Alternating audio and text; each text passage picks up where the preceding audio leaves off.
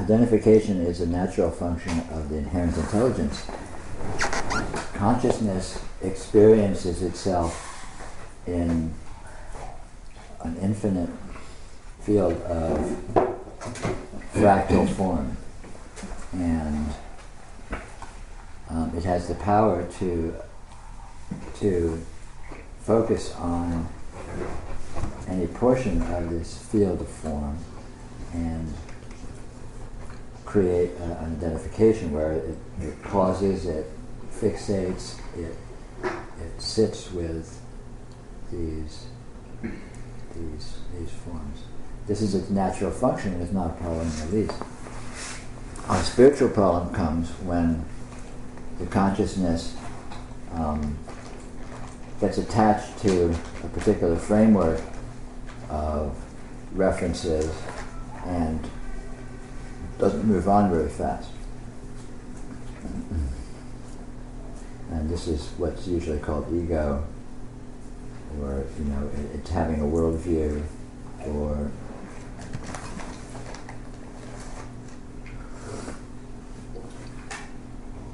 having an individuality. All of these things are a reference system that is clung to by consciousness.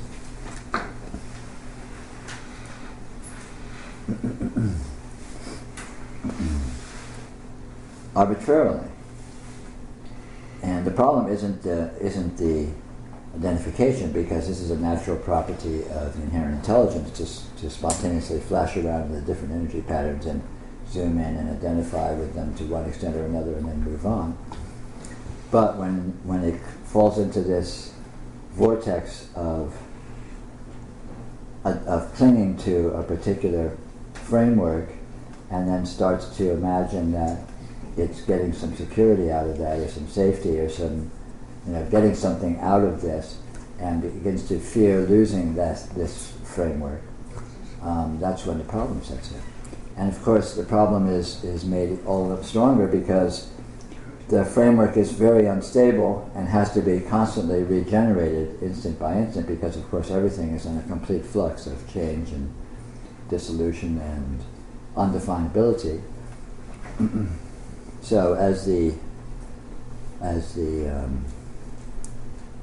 consciousness sees this, it gets all the more fearful and redoubles its efforts to strengthen the identification pattern.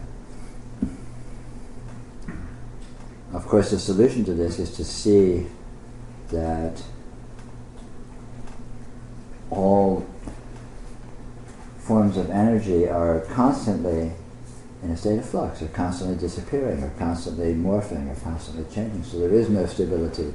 So these patterns of stability that are clung to as identity, as a worldview, as a sense of personal security, are wholly imaginary. There's nothing, they have no basis in reality. And in fact, this constant field of constantly changing energies, which our experience actually consists of, is completely safe for the consciousness, because the consciousness, it cannot be threatened by any of it, and the consciousness doesn't actually need to be identified in terms of particular patterns of energy.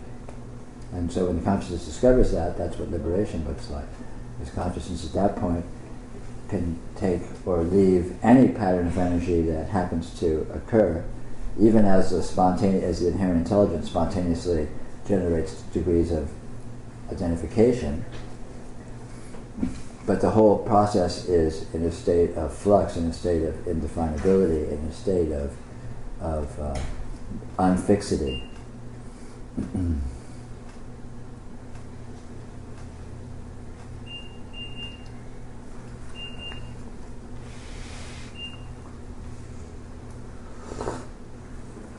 So given that, does unfoldment look like getting a larger repertoire of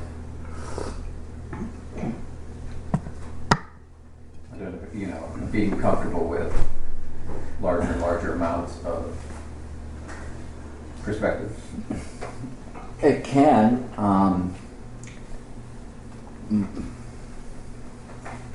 the process of unfoldment is twofold. It's catastrophic on the one hand and it's gradual on the other, and both of these occur concurrently and at different times. So the catastrophic occurs when you see, oh my God, this you get an understanding that this is wholly outside of this little safe referential frame that we've been building ourselves, and we discovered that our experience, or some portion of our experience, or all of our experience, is actually not conforming to this, and that can be more catastrophic and more traumatic, and also very powerful. But then there's also the more gradual process, which is a little more along the lines of what you're talking about, of a gradual, sort of, it's like getting in the water at the beach by sort of first you dip your toe and you feel it, then you kind of dip your foot and you feel it, and you kind of wave around and so after a while, eventually you're swimming, but you take your time getting there, as opposed to the other, which is sort of, which is more like you're walking along a cliff and over the ocean, and all of a sudden the cliff gives way and bang, you're in the water. But in either case, the result's the same, which is discovering what the actual condition is, and that the actual condition does not conform to and is not in any sense aided by or improved by these frames of reference and identifications that the consciousness tends to gravitate to. And that seems to be, though we talked about this before, kind of an on and off. You can know it and perceive it and be it in 1 minute, and then the next, an identification can crop in. Well, it's not an identification. It's these frames of references that we hold, typically unconsciously. But isn't that an identification? Yeah, but it's not these identifications. It's the sort of root obsession, the root identification, which is more or less static. Say something about that more. In what regard? Just define it. Well, define the root identification. Well, this is our spiritual dilemma. Is we have some belief, more or less nebulous belief, that identification you are something and you exist in a certain way in some environment. Say, this is a typical belief system, and that you have a history and you have modes of functioning and you have, abilities and failings and so basically it's like the rules of a very elaborate game structure, and you're busy playing the game, and you're also allowed to cheat maybe within the game, and so there's all of these very complex game structure that constitutes your belief system of which according to this belief system, this is what you think your life is, what you think you are, what you think your reality is, what you think the world is. And typically we hold these things unconsciously, so we don't have, it's not like we can argue ourselves out of it logically, because even if we can do that to some extent, it typically isn't very powerful, because we're drawn back into this belief system because we hold it unconsciously. We have an investment in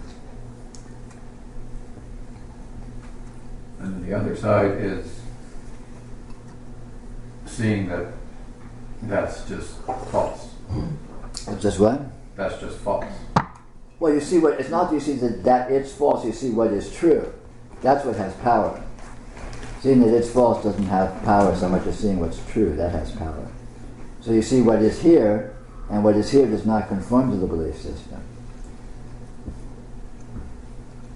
You see what this is, and all of a sudden you discover the incredible fluidity and undefinability of what is actually happening. You discover the true nature of reality, and that has power, and it makes itself evident that the belief structure, the system of identification, is an absurdity. And within that context, you can see what it is, see how it's generated, and see that it is completely arbitrary and imaginary. And so it's a place you can go to, but you can go to any place you don't need to go to any particular belief system. You can go to, you can search belief systems because they're all arbitrary and they're all hypothetical. Because they don't have objective reality. You know, the sense of identity is energized by the fundamental belief that it has objective reality, that it's really true. So you can have all these other ideas, but it's not really, but they're just ideas, but this is really true. You know, I really am such and such. My life really is such and such. And we feel this, we hold this. And so simply discovering that that's not the case, obviously, is enormously powerful.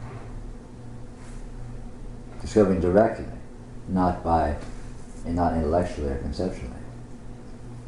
You know, and the most efficient and powerful way to do that, I suppose, is to directly see this, directly see what this is, see this astounding, you know, energy phenomena that our experience actually consists of.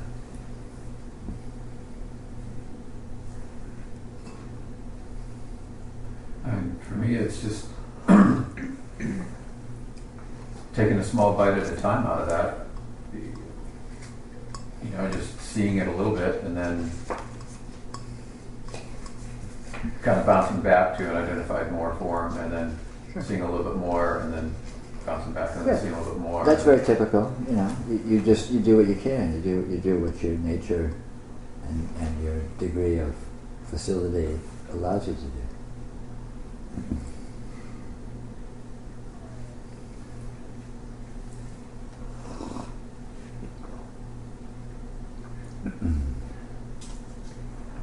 But at some point, assumedly from what you're saying, there's kind of like a jumping off point where there really is like the final game, you know, the end game, and whatever that is. Yeah, you see what this is, and you see the undeniability of that, and you see how it all works, and at that point, you're no longer trapped by belief systems. You get to, belief systems are like you know, nice ethnic restaurants. You can go there and enjoy the food whenever you want, and then pay the bill and leave. And there's no entrapment involved because there's no investment. There's no sense that I need this. You know, when we're in ignorance, we hold our belief system like a person in the North Atlantic after the Titanic is sunk relates to their life raft. We cling to it for dear life. You know, and the thought of letting go, and someone comes up to you and says, you know, you don't really need to hold on to that, you can let go of it. And he's like, yeah, right, buddy, you know, you let go of yours, I'm not going to let go of this. You know. And you're actually hanging in the water, so you can say, well, gee, the water's kind of nice, you know, it's a little cold, but it's, you know, it's kind of fun, it floats me up, and it sort of has a flow, and it's not so bad. But still, you know, you're it's this life raft. Damn, you know, this is what matters, it's clinging to the life raft. But, you know, eventually, if you don't get rescued, you leave the life raft, and then did it really matter?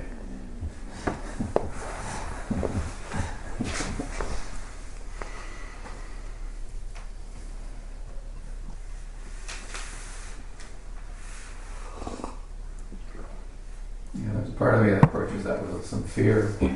But this is the energizer. This is the great energizer of attachment is fear, because you have the unconscious belief that there's something safe and secure in this imaginary world you get to pretend you live in, and the notion of letting go of that is it's very iffy. You're going to lose it. You're going to lose certainty. You're going to lose security. You're going to lose. You don't know what's going to happen, and that's scary because you think you know what's going to happen from this world. But as you develop more facility, you discover you don't know what's going to happen. Actually, that's all. You know, hypnotism. It's programming. It's absurdity. You don't know what's going to happen. There's no security. Pretending to be a human being or pretending to have a life is no security. You know, what are you protecting yourself from? You know, it's all going to happen anyway.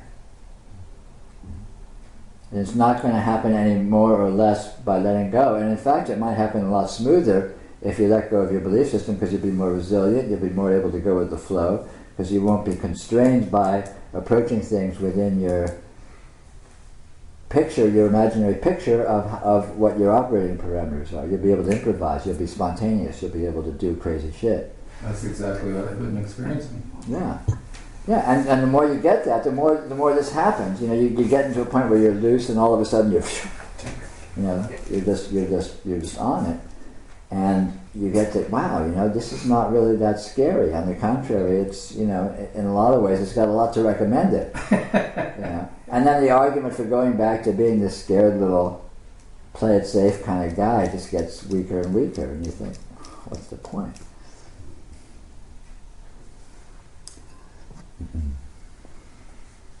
Well, it seems to me that to just see that the identity or the character is not real kind of leaves you feeling like you're hovering on limbo or an abyss. Yeah. Whereas seeing what this really is, you suddenly see that you're everything. That what you are is all this. Yeah. And so that puny little character is like, oh shit, there's so much more than just this puny little character. Yeah. Actually, ultimately, letting go of that is a gain. So far from being a loss, so far from being something to be afraid of, it's actually a gain. You actually win. You get, you get the pot of gold at the end of the rainbow. You win the lottery. Yeah. Because what this is absolute fullness, absolute completeness, and it's also invulnerable and inviolable and pretty damn bitchin'. and pretty damn big. Pretty damn bitch. Technical term. I don't know how to say that in Sanskrit, but I'm sure it is. There's also a big loss. Yeah, you lose all the stiffness and the crap and Crazy shit, as you call it. Yeah, just lose but it's a that. nice loss. Yeah, yeah. It's well rid of it. Well, in a way, it's better than not to say letting go. It's more like just see reality as opposed to trying to let go of something, because that letting go has that reticence of, well, then why am I going to step on it? If I let go of the rope, I'm going to land in the bottom of the ocean or what? Yeah. Or the raft. Yeah. Exactly. This is the most powerful aspect of all this, is the positivity of reality. When you describe reality from within identified frameworks, it's all negative. No, it's not this, it's not space, it's not time, it's not a person, it's not, and so you're saying, like, you feel like, oh my God, it's all being taken away from me. But the reality is exactly the opposite. What this is astoundingly positive. It's not that it's not this, it is not that, it's not that. It's that it is absolute fullness. It is absolute vitality. It is absolute creativity. It is absolute functionality. It is absolute immortality. It is absolutely beyond space and time. It is. We could go on and go on and go on poetically, but the fact is that this is an astounding positivity. It's an astounding. Yeah.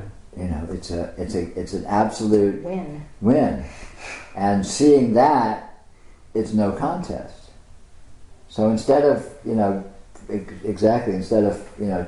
trying to fight identification and deny it and do that, like it's like standing on the edge of a cliff and trying to talk yourself into jumping off is a lot harder than noticing that there is no cliff and you're actually just floating in the clouds. You're actually floating in deep space, and there's just all of these amazing light patterns and constellations and things just whirling around you with wild abandon on their own trajectories.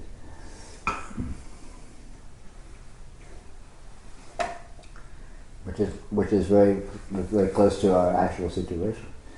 Yeah. Very cool. And functionality goes way up. It goes up. You actually gain functionality. The fear is that, I have to cling to my identification because I'm keeping it together. I'm making money. Or I can let go. Yeah, whichever. But all that obsession, all that obsessiveness is very hampering.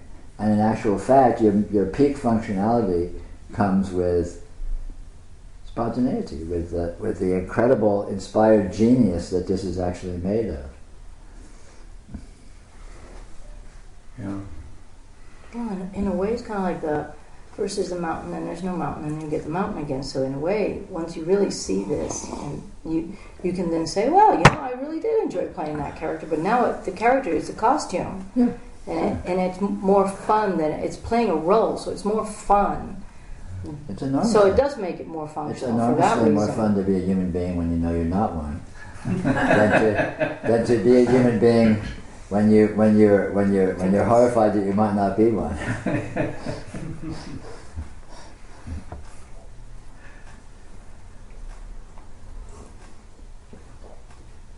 I have a question, a logical question. At the beginning when you were talking about identification itself, the universal intelligence identifies with an apparatus, maybe this apparatus. Well, it identifies with an energy pattern, but yeah. An energy pattern. Is that the whole or a part of it? Of That which? identifies the whole divine intelligence, the whole cosmic consciousness, or is it a part of it? That's not meaningful. It Well, doesn't. no, it's not. It doesn't have parts or wholes. It's fractal, That's you what I'm might say. asking.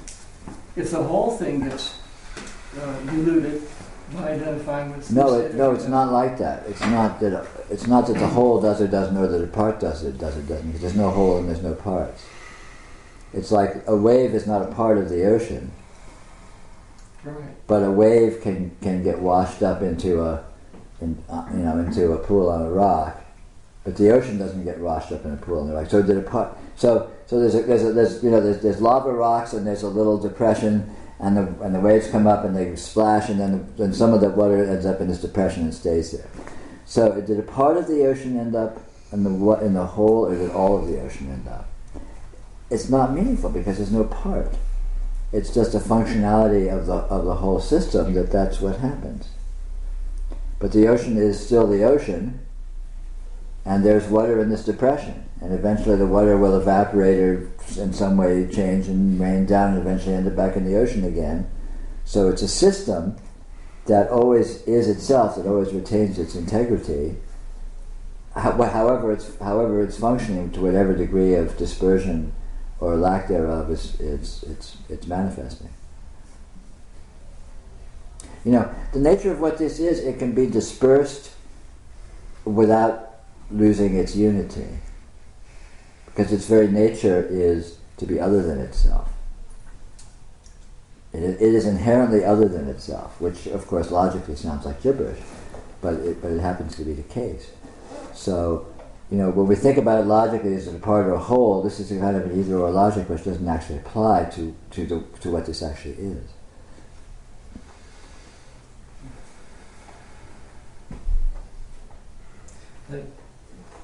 Do you have more? No, go ahead. That opens up a line of thinking that I've been sort of wrestling with, or whatever.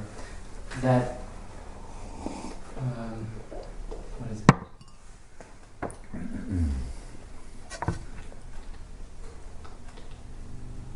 Meaning, too, is meaning is wholly conceptual, correct? Yeah. Therefore, well, it is and it isn't. There's conceptual meaning, which of course is wholly conceptual, but there's a profound meaningfulness in reality, but that's a meaningfulness that is as it is. It doesn't conform to conceptual meaningfulness. So in other words, if you somehow canceled out all conceptual meaning, there wouldn't be nothing. There is a meaningfulness. There is a meaningfulness to all this. There's a profundity to all this that is inherent into nature. Would you say it's impersonal? It's absolutely impersonal. Oh. But it's a different quality of meaningfulness than the meaningfulness that people usually talk about. Just like, it's parallel but different emotions, the same thing. We have human emotion, anger and love and, blah, blah, blah, all the sort of emotions that people feel and write about and say, oh, I felt really mad, or I felt really sad, or I felt really depressed or something, which are personalized emotional states. And in reality, those personalized emotional states don't exist. And yet there is a very rich emotionality in reality that is what the personalized emotion actually is, but it has its own nature that is not really grokable in terms of typical human emotion. And same with meaningfulness. I don't know if that's exactly what you were looking at. Well, what it stems from is the sort of coming to a place where there's both a sense of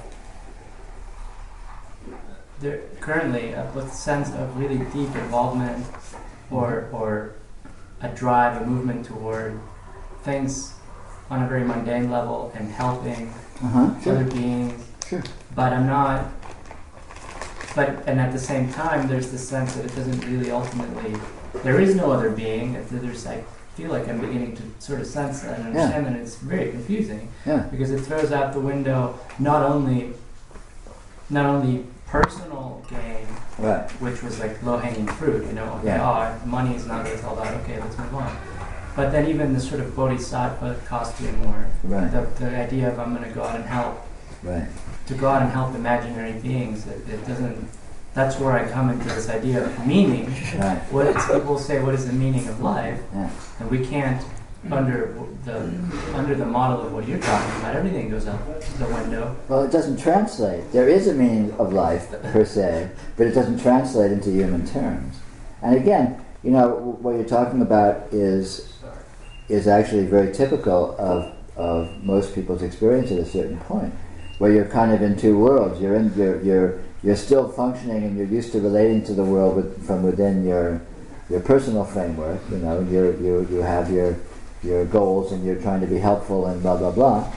And at the same time, you're also opening to this other picture, which seems to be wholly other than that, but it's something, and the one doesn't translate in terms of the other.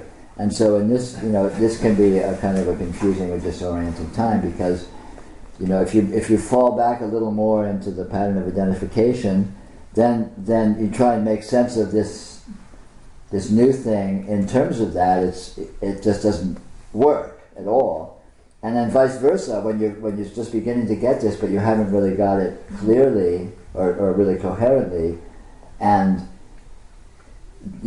so you don't know what it is, and it's kind of iffy, and you look back at the old way, and it's a big disjunction. It can be very confusing.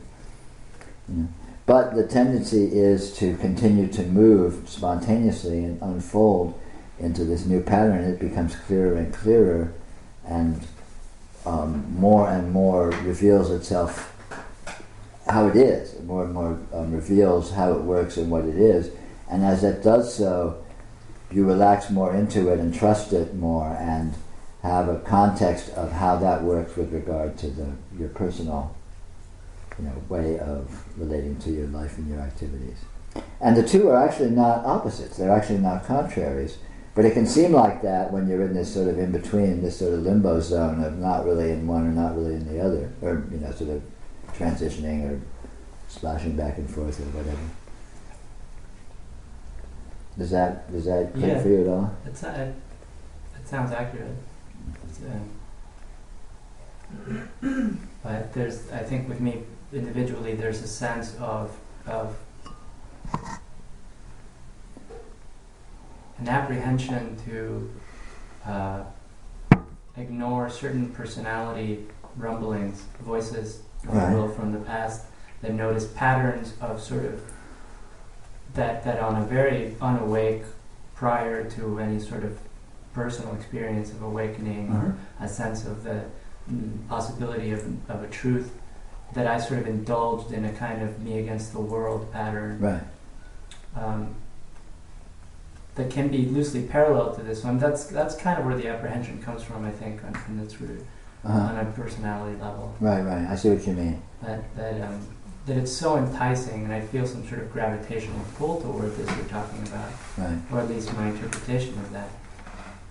But it's difficult to trust it, because not only is it new, it also has this sense of being possibly explicable in this other way. I understand, yeah. Which is like, Felipe is just blowing off life, and he's going and seeing, the enlightened guy in Vallejo, and what does he need? What about, Yeah, no, sure, I understand. Get rid of it? Yeah, I do. And that kind of thing is always there, you know. But again, it gradually reveals itself and clarifies itself, and turns out all of these different energies within yourself turn out not to be problematic. They turn out to integrate in the context of this larger reality that you actually are. But the process of discovering that can feel iffy. In other words, your personal tendencies and your personality stuff, including things that are conflicted and all of that have felt problematic in the past, are actually not. They are actually the fruit of the life form that you are, and this becomes clearer the more you integrate into reality as it is.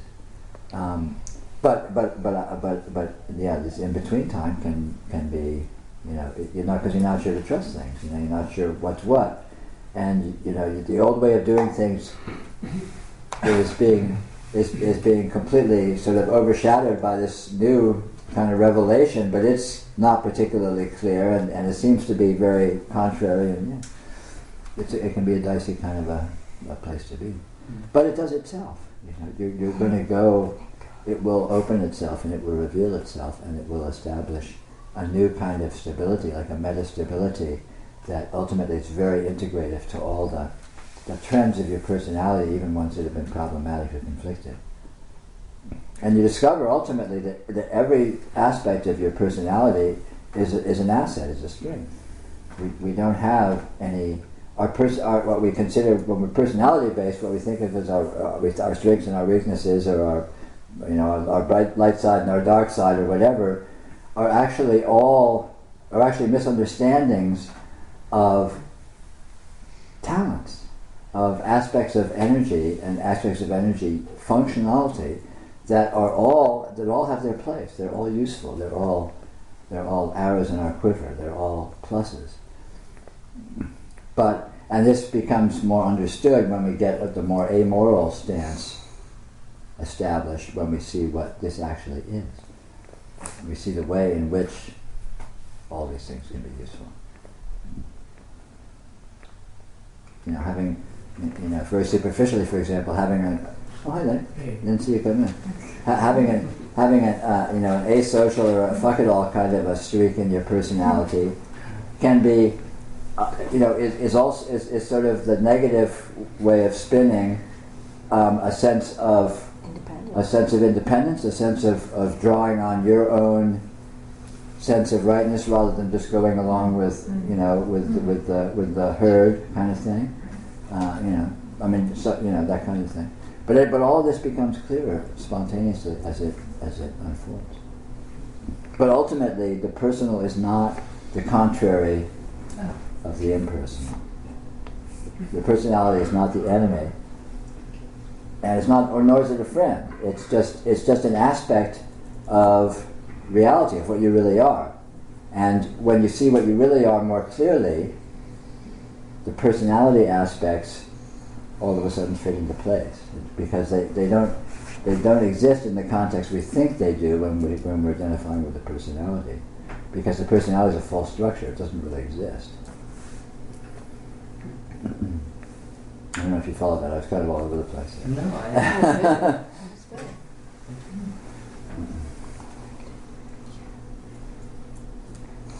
Because what's really happening here is the spontaneous unfoldment of infinite energies that follows its own purpose and its own course and its own nature, and doesn't make sense in terms of anything other than itself. So to see that, you have to be looking at it from an infinite perspective, you might say. And when you try and look at it from a finite perspective of human logic and human descriptions and human narration, you get a very lopsided and partial view of what's going on. And this is what we do in humanity. We have all of our philosophies and our spin doctoring about good and bad and all the aspects of our personality and it's all a misunderstanding. It's more and more or less gross misunderstanding of what's actually happening.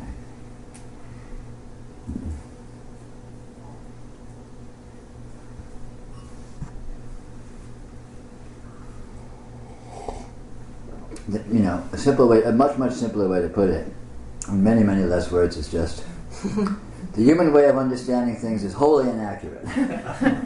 Pure and simple. And so the more clearly you get, you know, the transhuman, you might say, or reality-based way of understanding things, then you see what's really going on. You see how things really work.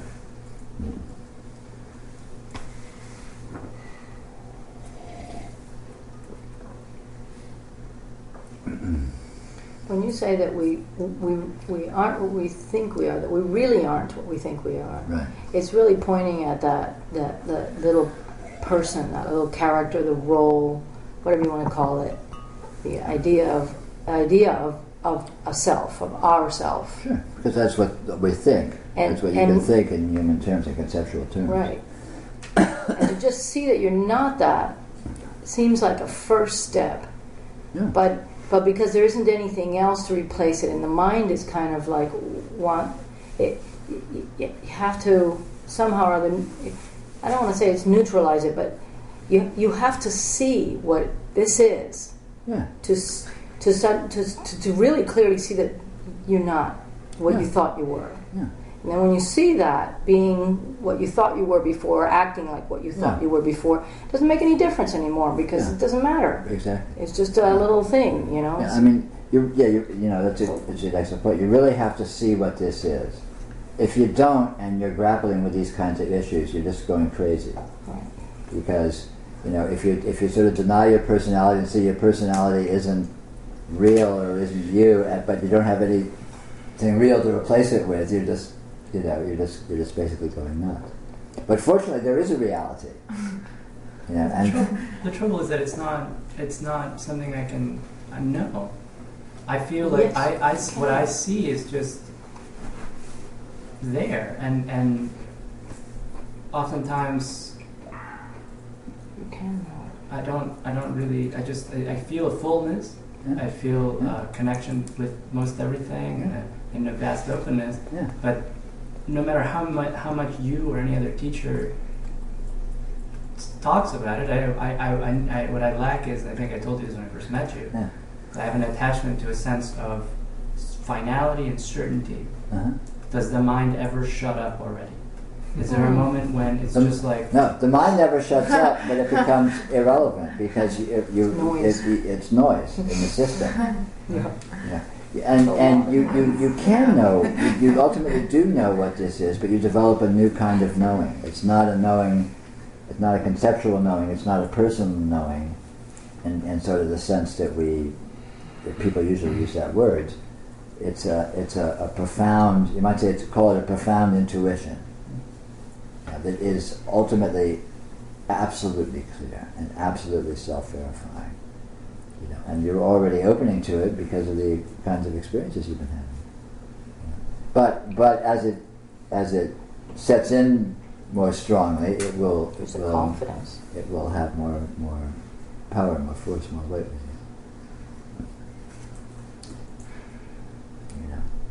And at a certain point, it feels like a real struggle between the personal self and the mind and conceptual thinking and this, and it's difficult. It's difficult because you can't make sense of one in terms of the other. But ultimately, as you get more and more of this direct knowing, the whole thing straightens itself out. But the mind does not actually stop. It just assumes its proper place, which is largely irrelevant. Yeah. No, that's true. That's what happens. And then it's just fun. It's like, the mind becomes like a crazy grandmother that lives in the back room of the house and yelling and screaming and blah blah blah, and every now and then you go in and say, "Hey grandma, you need some more tea?"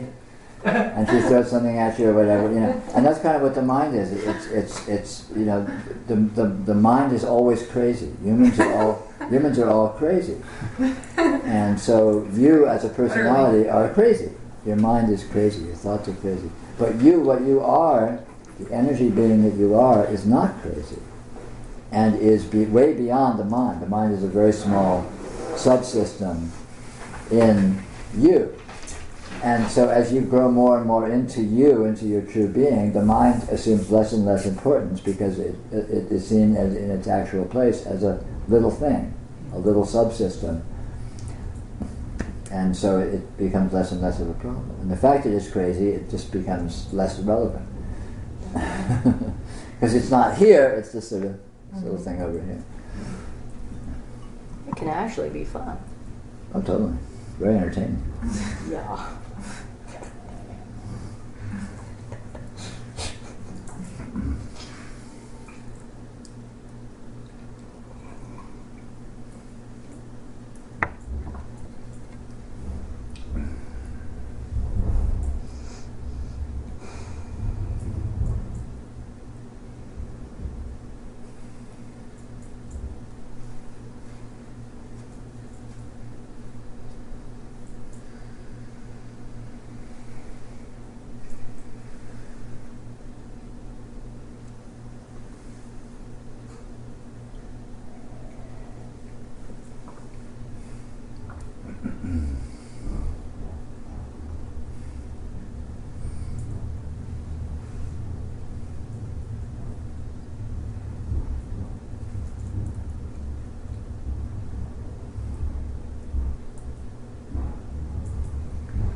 Well, seeing or experiencing what this is,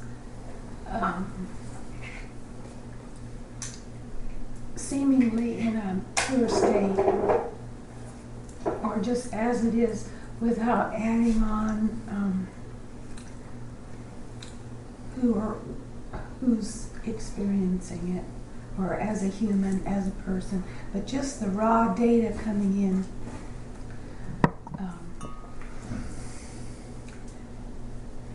If it's seen as raw data before the person identifies with that or adds on Right. an identity witnessing that, Right. then it seems like there is then also an identification with the raw data. What do you mean by identification? Well, I don't know. That's why I was asking, what is identification?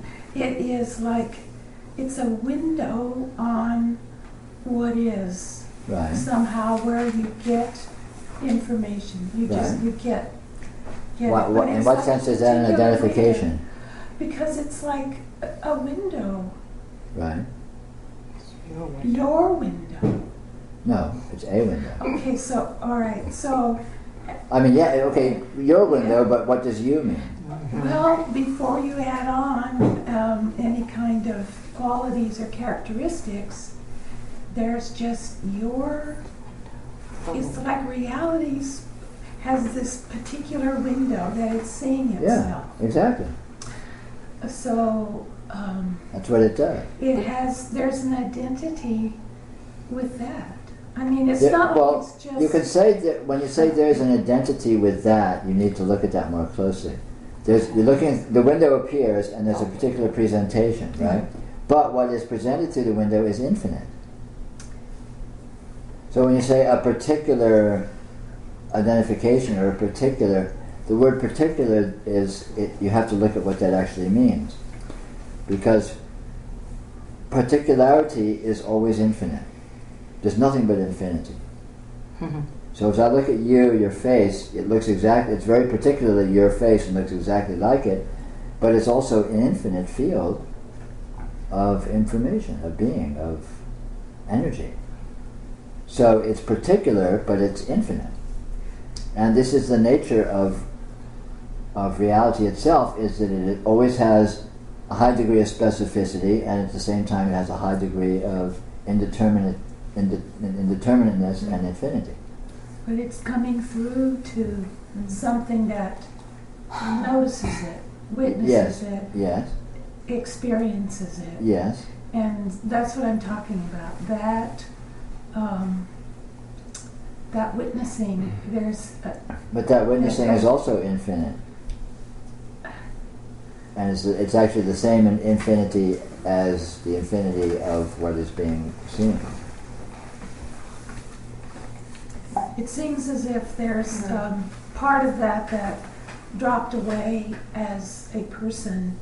Right. But then I'm wondering, well, there must be other parts because there's still an identity with the raw. There's no parts. When you say there's an identity with the raw information, I'm trying to get what can you elaborate on that a little more specifically? It's like, usually I would always think of, oh, I'm seeing this, I'm seeing, I'm hearing this. But then I was able to see that I-ness not be there, and instead it's just data coming in. Right, just data coming in, exactly. Just data. Yes. Okay, so, but the data is known to be experienced. Right, So that's what right. I'm calling, okay, that experiencing, it's like, it's being experienced in a certain way. There's no in a certain way, just being experienced. As it is, it's as it is at the moment. Yes, as it is at the moment. It is a certain way at that moment. But the way that it is infinite, so it's not a certain way. Is it because it's your experience? It is a certain way, but it's not. But it's a certain infinity. So saying it's certain doesn't imply that it's limited or in any way contained or in any way partial.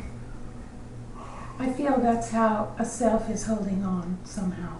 What how? By seeing it as an individual way, a unique perspective. Yeah, there's nothing but unique perspectives.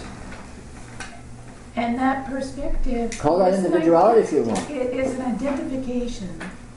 Call it identification, so what? So there's still a frozenness of What's frozen? Seeing it,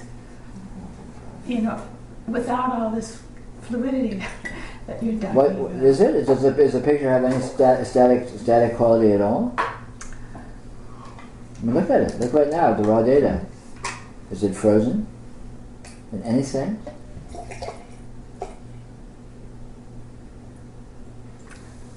Yeah, that's interesting. When it's seen from, like, some little aspect of the mind, it is. But when that drops away, well, just look at it. Just look at it. Okay. It's not frozen. It's never frozen. It can't be frozen because frozenness doesn't exist in experience. It's a fantasy. Stasis doesn't exist. It's a fantasy. There's constant flow, there's constant morphing, there's constant, what we call time. You can sit looking at a blank wall where there's theoretically no event whatsoever, and yet every instant your experience will be different. The whole thing will continually be morphing and flowing. So you can't find frozenness. Okay. I guess it was just a reflection on what was happening. It was like you were thinking about it. Yeah. But when as soon as you go into concepts, you're a crazy person, and you create these little fantasies. Yeah, okay. And then you can imagine frozenness and individuality and stuckness and all these things, which is exactly what we do, right? Yeah. Well, but it seems like that well, that's what happens. That's what happens. Yeah. But you can always go to the raw data because there's always nothing but. And then you're immediately reminded, oh, yeah, cool. And the more often you do that, the more you have a tendency to stay there. The more you get like, oh, yeah, okay, infinite flow, cool.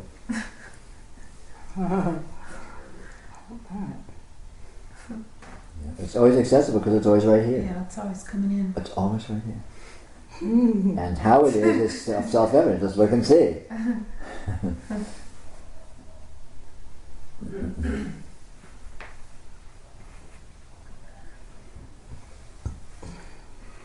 I'm curious about that last conversation. I don't know who I'm just addressing the question to, but can there be identity without a sense of I? Well, that was what I was asking her about. Yeah. You know. She was kind of creating a subtle sense of I by slipping into imagination and not noticing she was doing it.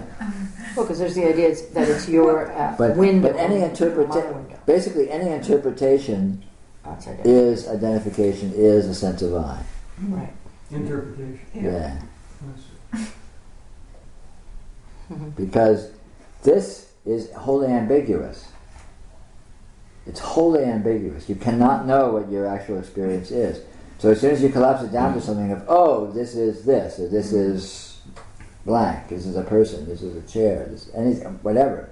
This is good, this is ugly. As soon as you do any kind of knowing what anything is, you've created a person, an identity, a worldview, the whole thing. Yeah. Yeah, so it's good. It would be a good way to always see that as a red flag, you know, and go, oh shit, it happened again. Yeah, if you think you know what anything is, you're in insanity. It's that simple. The only trouble with that Anything. if you thought, well, oh shit, I did it again, because you have to get. It's more like, oh, it happened again. Right. And then because to see that it was a red flag. I did it again is more thinking you know what exactly, it is. Exactly. That's it's right. subtle. Yeah, it is subtle. I did it again as another red flag. Sure. They're dropping all over the floor.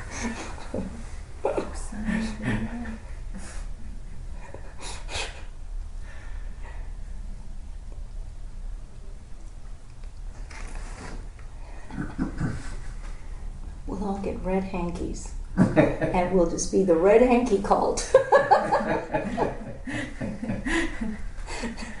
Sorry. So raw data is no identification. No. On the contrary, raw data includes identification. Well, but identification isn't identification. You pull the card. Red Red flag. It's just a red flag. No, do you see that? Yeah. Okay. I see that. Let me go back to what I said again and see if I'm on data. If we're just witnessing, Right. with no sense of ID, we're just witnessing. I know there's data there. Right. But if I know it as data, then Right. I'm an ego. Yeah, exactly. It's data, but then data isn't data. And witnessing isn't witnessing. As soon as witnessing is witnessing, it's not witnessing. As soon as data is data, it's not data, it's fantasy. As soon as you know what anything is, no matter how subtly, you're spinning off into delusion. That's good. Because everything is absolutely indeterminate. You know, and it's subtle and profound because everything presents itself with absolute specificity. So it's not an indeterminacy that somehow, you know, it's like, oh, if I'm seeing anything other than like sort of vanilla gray, I'm identifying. It's not like that. There's infinite specificity in the data, and yet there's absolute indeterminacy simultaneously. So crossing over. Everything is exactly what it. Everything presents itself exactly as it is, but you can't say what anything is, because all the specificity is actually infinite. You can't say what it is except relative to itself, and that's all imaginary. I don't think I put that very well. You did? That was good. Well, it's crossing over into concept, Yeah. which is a very small leap. Yeah, but who's the I that didn't say that well? Because it's all very well to say that you can't talk about reality and talk about reality for 2 hours. So, I mean, what is it that... No, you can talk about reality. You just can't define it conceptually. You can refer to it. You can talk about nothing but reality. What else could you possibly be talking about? Every word that anyone has ever said is about reality. It's just all inaccurate. Because what this actually is is not something that is graspable accurately by concepts, by human logic. But it's referable to, we can refer to it, we just can't do it very accurately. But for people that have some experience with it, and everyone does to one degree or another, these references can become meaningful. Just like if you have experience cooking, or well, you play guitar, so you have experience playing guitar. So if I talk about the way it feels to feel the guitar vibrating against your chest or something, the words are not the thing, and yet you can go, yeah, I hear you, because you have that experience. So likewise, to the extent we have some experience of reality, we can take these partial, inaccurate, discussions and feel the way in which, I can kind of see what this is about in my own reality, in my own being, in my own experience.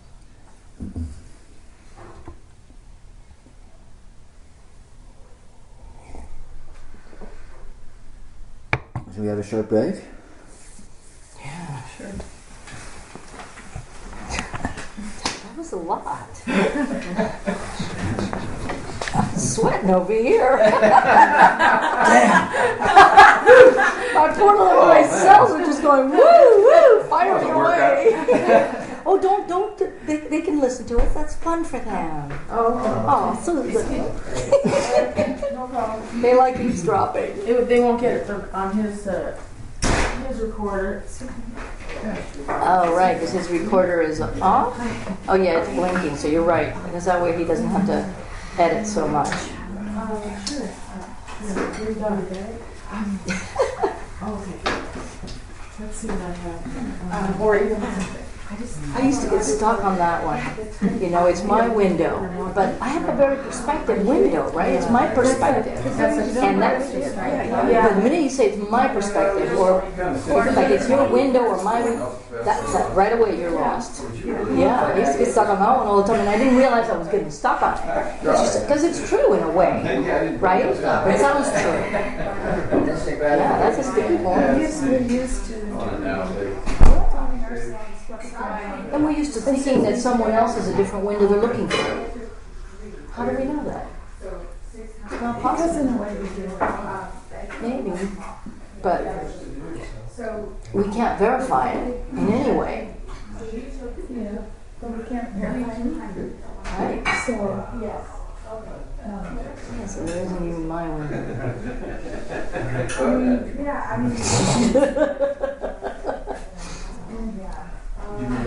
Ouch.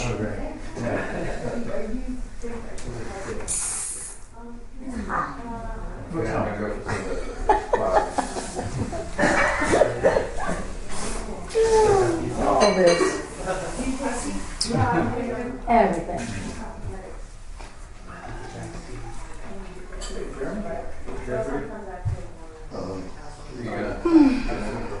Get to the end of this road.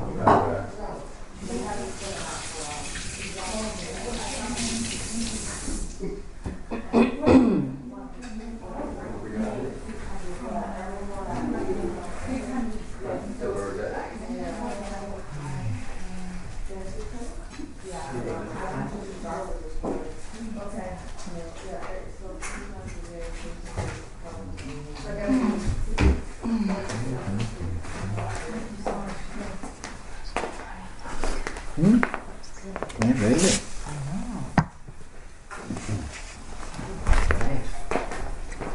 I want to let you know that I have a meeting with Suzanne from 1 to 2 tomorrow, but I'll be free at about 2 if you want to hang out for a bit. I don't know if you're free. Oh, yeah, no. It'll be the OS. Okay. I'm stopping by to hang out an hour or two. Cool. Yeah, I like that. Great. I'm just leaving the next day, so. Right, that was Hang out over. there. Okay, yeah, great. Thank you.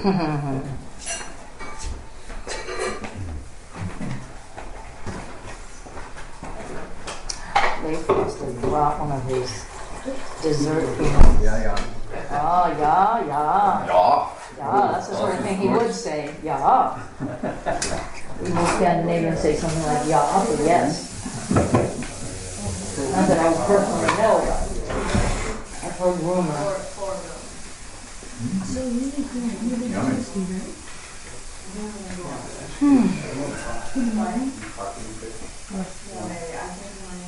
sure what we're doing.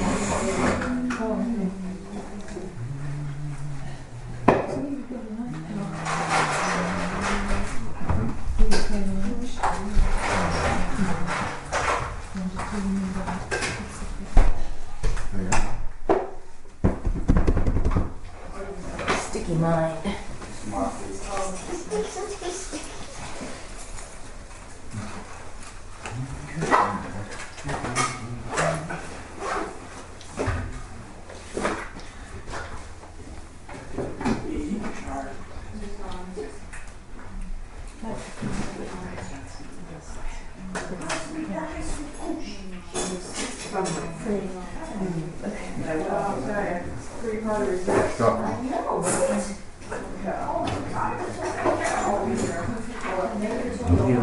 Separate, discrete being and then ice cream.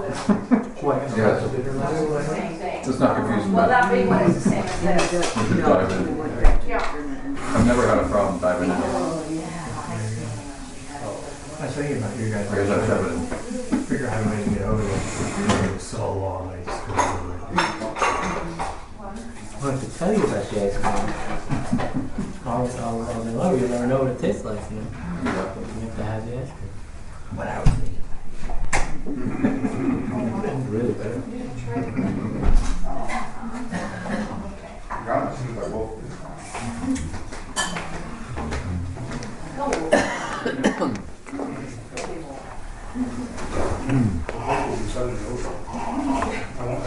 That's true.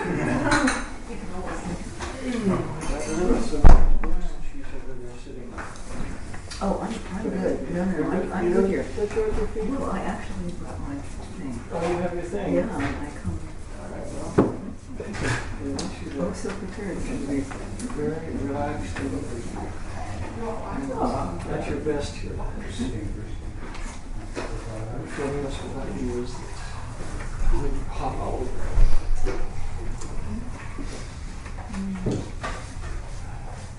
So if you can. Oh yeah, do you want a chair? Yeah. You can get your chair. No. Got one little tiny chair. I can have it if I need it. Okay.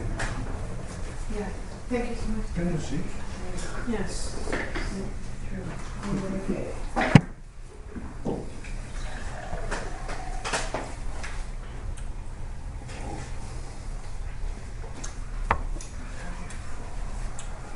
Are we back-ish?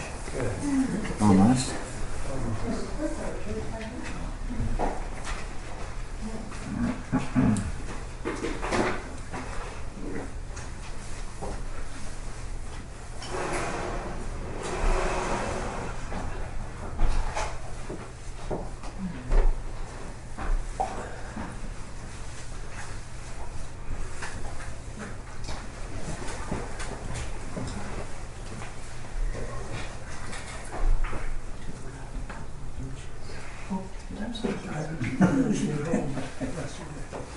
Just this one.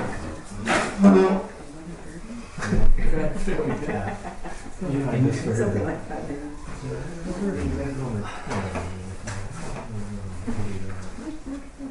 That would be pushing it.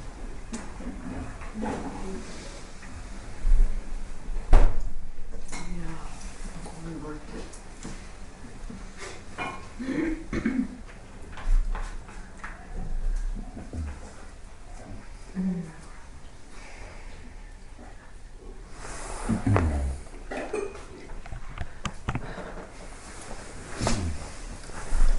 So the point is, you know, as we've been kind of touching on again and again, is to be with the actual immediate fact of experience as nakedly and as immediately as possible. And that is our true context, that is our true being. You know, Dean invented or discovered or shared with us a while ago a really interesting technique where you close your eyes and you open your eyes just for a flash like that. Beep, you know, just beep.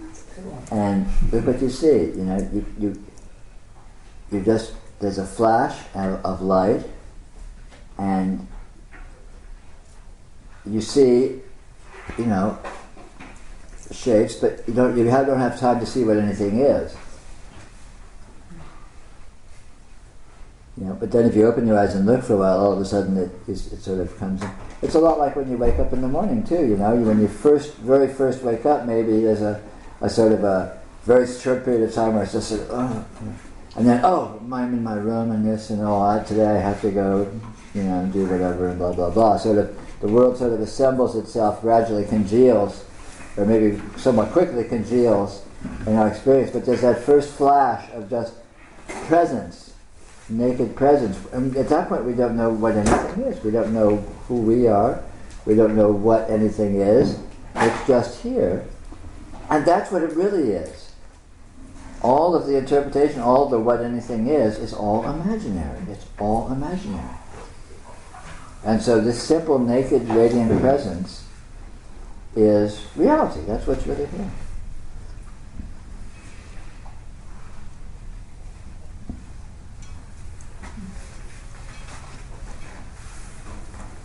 And so the more immediately you can be with just this radiant presence, the more it reveals itself as it actually is. It's kind of like being on the cutting edge. It's like having no time delay or time gap in your experience, just being right now. Not like sort of sitting back and having I can see, Jeff's sitting over there, and that's the purple thing there, and look, that light's on, which is kind of this time delay, and there's a period of analysis and all that. But if you're just right, bang, right there, you can't say what it is. It's all right, it's all happening, but you can't, you don't have time to analyze it. You don't have time to label everything. And what is it that's happening here? What is it that's happening?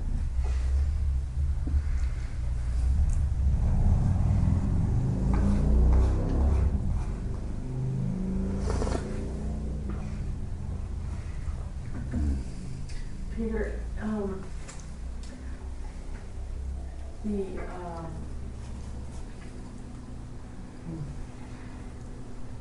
the conscious mind,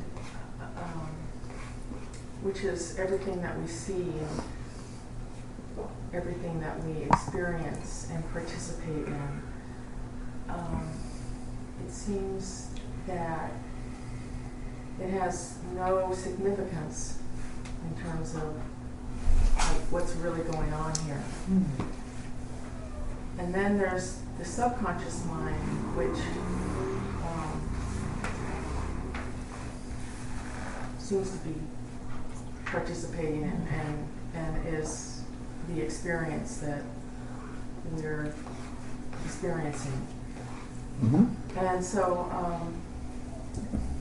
is there any significance to the conscious mind? Is there any, because that's really our data field, and that's what I experience every day. That's what I feel every day, and what I'm engaged in every day, and it's what moves me, and is... Well, it isn't what moves you.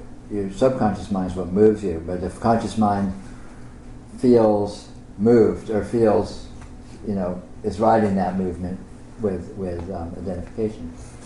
But no, there's certainly the conscious mind is great. But does it have any purpose in all of this? Sure, it's a part of it's a subsystem in the functioning of the energy system that you are. But the conscious mind has a belief system. Yes, it does.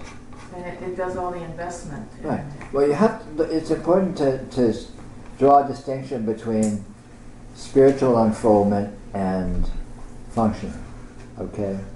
Spiritual unfoldment is a very specific process of coming to integrate with what you really are, with what's really going on here. Sort of moving into the big picture of what you are.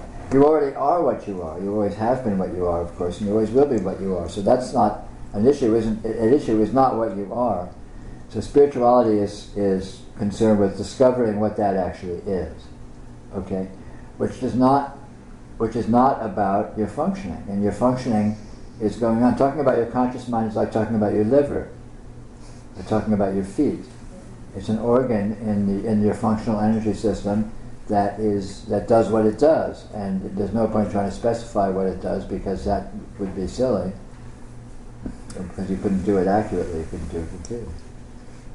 But our spiritual problem is largely involved with the conscious mind because we have had a tendency to become too identified with the conscious mind, which is largely what prevents us from noticing what we actually are. Because what we actually are is not understandable in the terms that the conscious mind approaches it in. It's not understandable in logic, it's not understandable conceptually, and these are the tools that the conscious mind uses.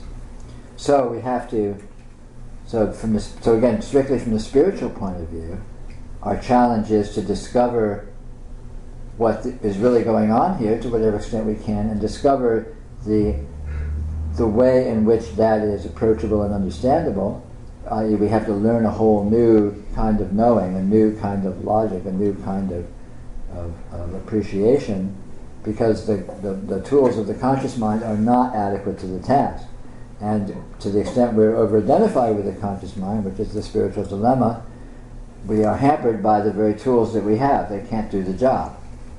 So we have to learn new tools. We have to get out of depending upon conscious functioning, and discover a new way of approaching things.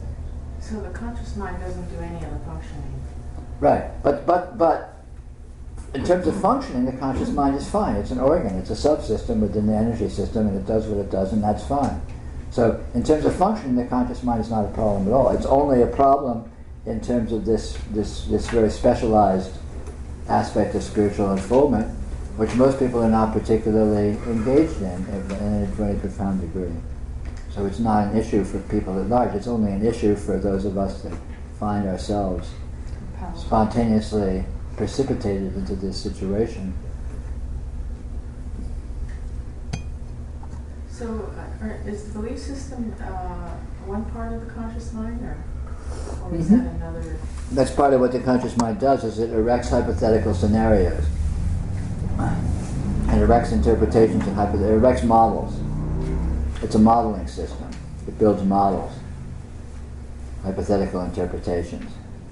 It's like an architect or something, or in electronics, it's like someone that draws schematics and designs circuitry.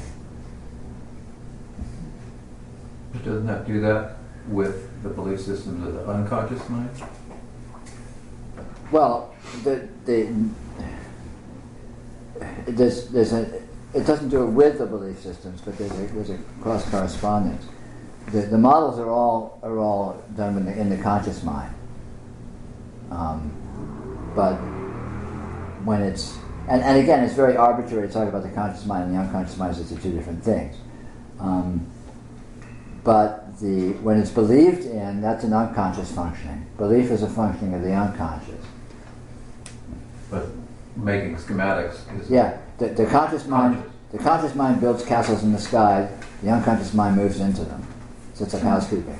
But doesn't the architectural wherewithal come from the unconscious belief system? Well, ultimately it all does, because ultimately the conscious mind is being done by the unconscious. So that's that's why I said this compartmentalization is kind of arbitrary.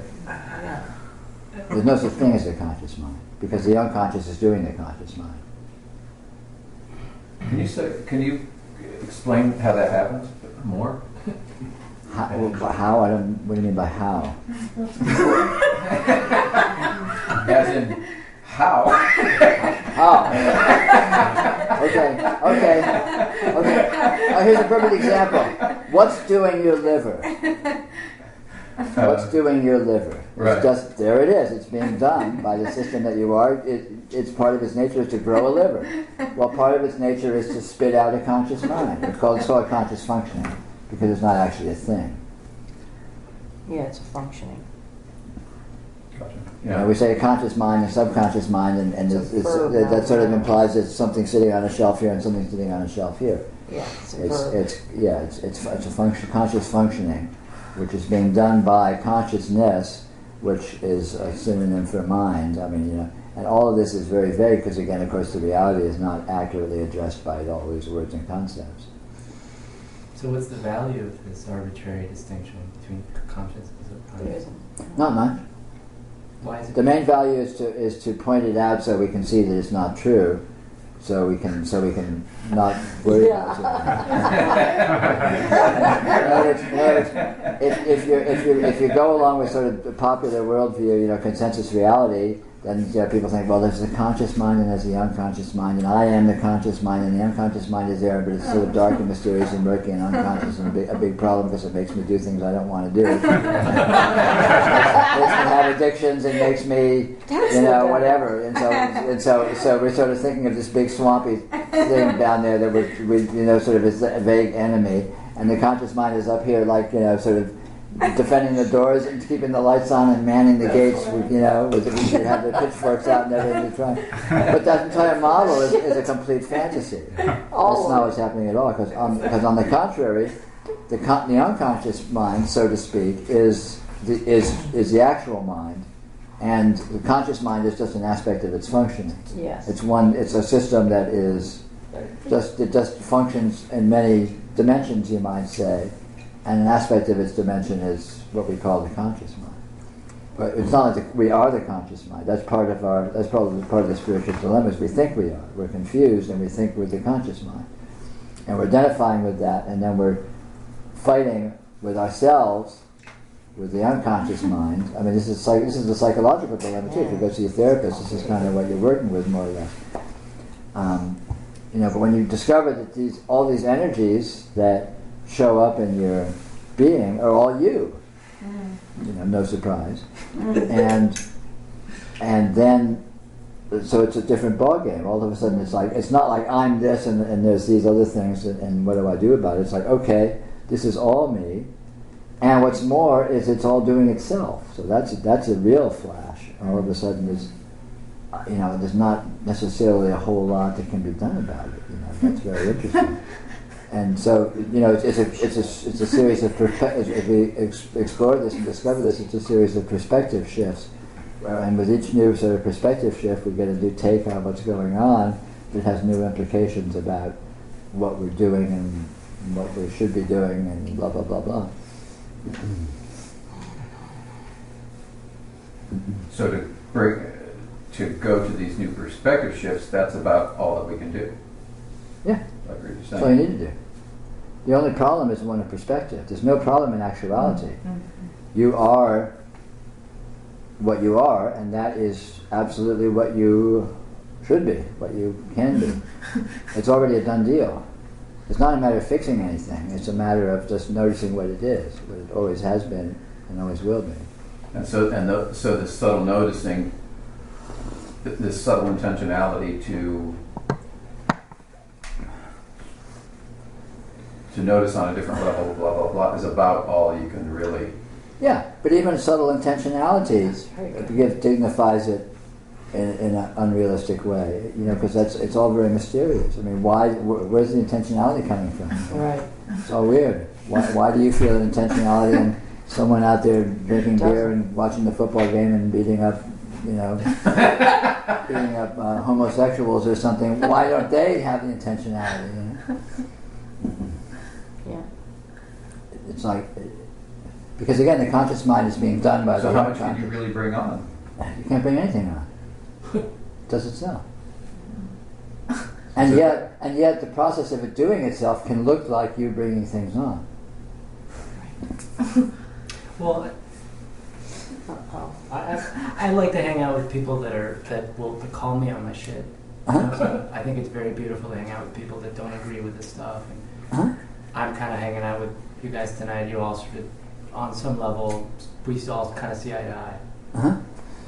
But I hang out with people that would immediately, I'm trying to think of what they would say. Very, very beautiful scientific minds, and very devil's advocate, and they play devil's advocate for me, and I ask them to, and that's really beautiful. Cool. What would they say? There's a practical argument to the idea that there's no doing. Right. And it's brought on in a situation like this, and the rebuttal would be something like, okay, great, well then, what the fuck? How do you eat? How do you go get your food? Who's doing that? And what about work? And we go in and we spend X amount of time, we get X amount of money, and there's a transaction there where you're putting forth effort. Or forget all that. If you want to be scientific, let's be scientific. Your DNA is doing it all. How do you eat? Your DNA. You know, how do you get money? Your DNA. The DNA has the power to grow a brain that has the competence to figure out how to make money, which has the competence to figure out how to use the money to obtain food, has the competence to notice there's hunger and the metabolism needs to be regenerated, and so you go. So the doing is, you're describing a process whereby the present moment and what we think of as doing is merely the end result of a process that's been doing itself for since the Big Bang. Yeah, although it's not an end result, this is the process itself. The unfolding. It's an ongoing sort of constantly breaking wave of the process. And yeah, I have no problem with materialistic explanation. You can say, yeah, it's all just an echo of the Big Bang, which because of the inherent nature of the energy that consisted of, generates all the complexity of material functioning in the four laws of physics, generates DNA, generates life forms that are going around doing their thing. But the DNA is the inherent structure of the energy system of the Big Bang. It's just an unfolded, developed version of it. So you are an unfolded version of your DNA, which is an unfolded version of the formation of the solar system, which is an unfolded version of the formation of the galaxy, which is an unfolded version of the Big Bang. And the Big Bang is an unfolded version of who knows what, but it's the same process however you demarcate it.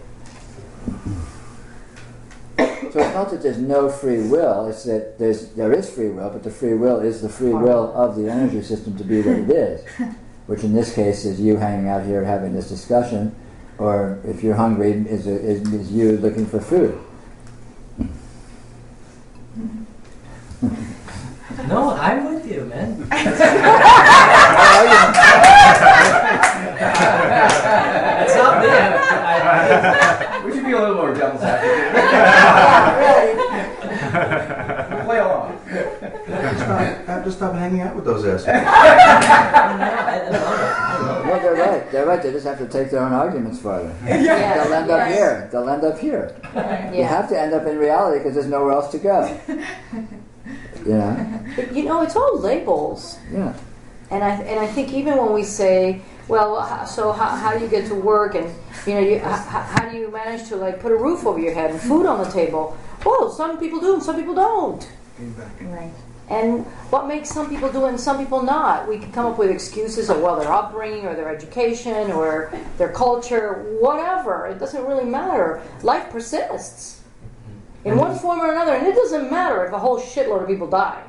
I mean, we don't care if we kill with antibiotics a bunch of microorganisms, and yet they were doing their damnedest because of their DNA to survive and infect us because we're their rock, third from the sun. We're it. So, yeah. So it's mind-boggling. It's certainly mind-boggling.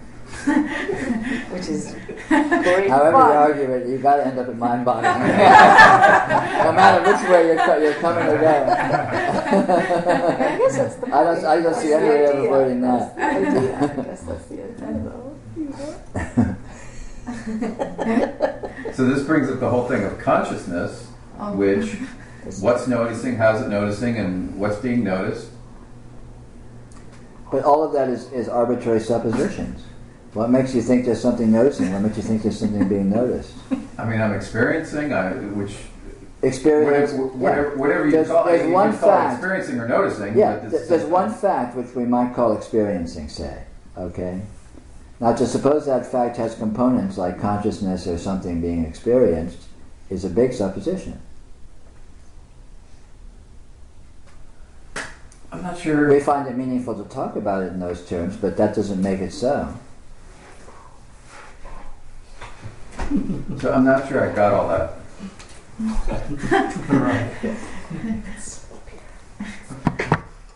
Because, here, you close your eyes and you open them like bang, all of a sudden. You know, open it and bang, all of a sudden. Okay? Right? When you open it, is there consciousness? Is there something noticed? There's just a flash. Strikes again. It's just a flash. And afterwards you can say, oh yeah, there was something being seen and something saw it. But that's after the fact. In the instant, and that's that. So that just crosses over into conceptualization. Of course. Right. Which is also a flash, right? Of course. That's close. It's a nano's breath to go from one to the other. Yeah, it's not even that. Zero distance. Because this is that. They're not different. Again, that's more arbitrary. It's like differentiating consciousness and something that's being perceived is like differentiating conceptualization and some kind of direct raw data. It's just this. So eventually the ubiquitousness of reality outweighs the semi-ubiquitousness of conscious. The ubiquitousness of reality, It's period. everything. Damn. There's nothing to outweigh.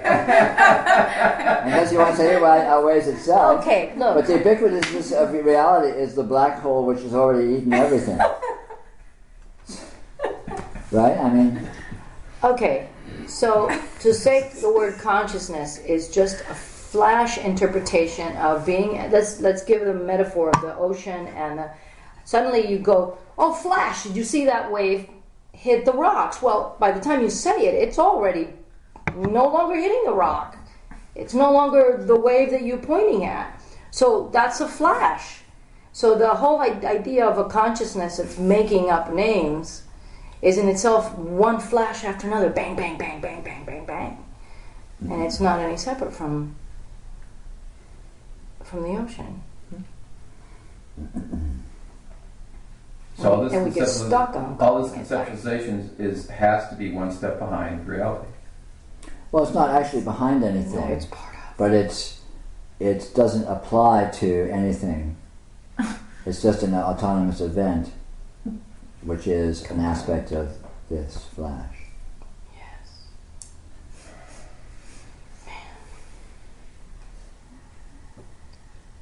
In other words, thinking that's a chair has nothing to do with seeing that.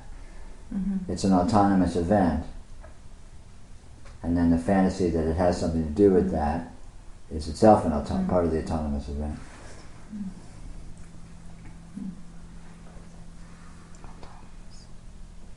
Yeah, like you said, ubiquitousness. Period. And that says it all.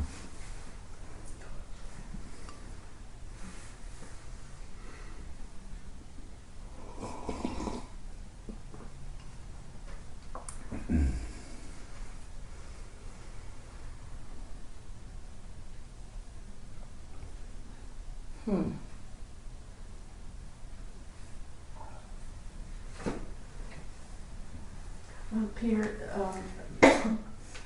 back to the conscious mind. It seems like the isness of this experience, the isness, is the conscious mind, Sure. which is reality. Sure.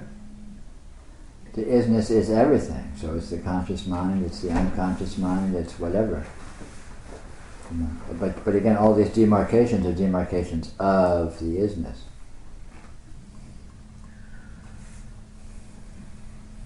And they're arbitrary.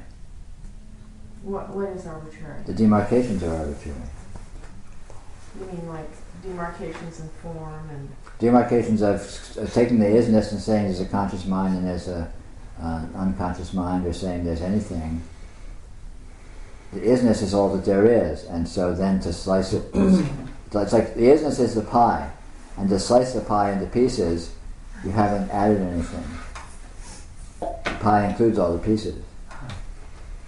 Well, my investigation into reality, I am trying to understand the impersonal nature of reality because I experience so much personality in my experience. Right. And so that's why a couple weeks ago, I was really getting some mileage with Shakti, and but I still don't understand that, and I'm trying to take the personality out of my experience, and I haven't succeeded yet. Okay. Well, I recommend don't try to take the personality out of your experience, but whenever you can, direct your attention to something that is not a personal. For example, the light shining or something. Oh, I can do that, yeah. So you look at the light shining. It has nothing to do with you personally. It's doing itself. You aren't making the light shine. You aren't, like sitting there. Oh, make some shining happen. It's not like that. It's just shining. Basically nothing to do with you personally. So when you go there, all of a sudden you're in impersonality. You're with it. You can feel what it feels like. And as you get more and more familiar with being able to go there, then you can go to something closer to home, like your thoughts. And if you look closely at your thoughts, you'll discover you're not doing them either. Your thoughts are just spontaneously present, just like the shining of that light is spontaneously present. So even your thoughts, i.e. your personality, is actually impersonal. Because you're not doing it. You're not consciously deciding to be you, and consciously deciding to think the things you're going to think, and consciously deciding to feel the things you're going to feel. It all just sort of, poof, there it is, right? Magically. Just like this light. Just poof, there it is. It's just shining. And so everything is impersonal. But it's easier to go someplace, when you're caught up in feeling impersonal, go someplace in your experience that is manifestly and obviously impersonal, like that light, or a plant, like the plant growing in the room behind you. You're not doing the plant. You're not. You may water it, but you're not. It's just growing. This life force is just there, and it's not yours. It's not yours personally, right? And so get really familiar with what that feels like. Impersonal being. So there is impersonal being. There is impersonal manifestation. And then begin to look closer to home at things that you generally consider personal. Like say your fingernails growing or your hair growing. Are you doing that? Are you like, squeeze out a little more hair? It's not like that. The hair is just happening. It's doing itself, and in that sense, it's impersonal, just like the light shining. And so then you see, well, that my hair is growing is impersonal, and even my body. Your body is a product of your parents. You didn't have to put your body here. You didn't have to grow your body like, oh, let's see, I better, change over put some oxygen in my blood cells. Now let me concentrate. It's not like that, is it? It just sort of does itself. So in that sense, it's very impersonal. So your environment is impersonal. Your body is impersonal. And then you can look at your thoughts. Are you doing your thoughts? And if you once you have a real strong, clear familiarity with the impersonal nature of the things that are obviously impersonal, and look at the things that you generally think of as personal, you'll discover they're impersonal too. Because everything really is. Everything is just being generated by the system of being, the system of reality. Just like this house is generated by the system of reality, your body is generated by the system of reality.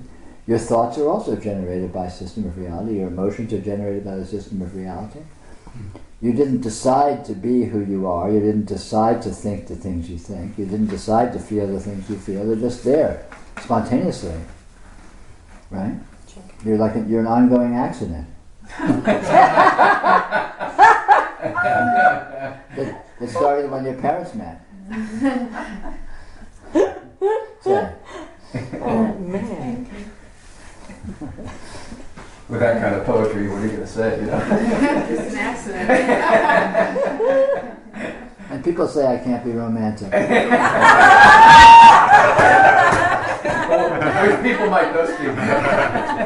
We won't specify.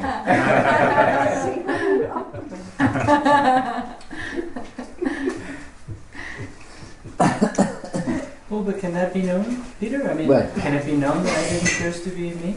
Some systems would say that we choose everything, and that it's an unfolding of lifetimes. You can go that way too. You can say you choose it, but you are still one with what is with the choosing, you are one with what's being chosen. There's only one system.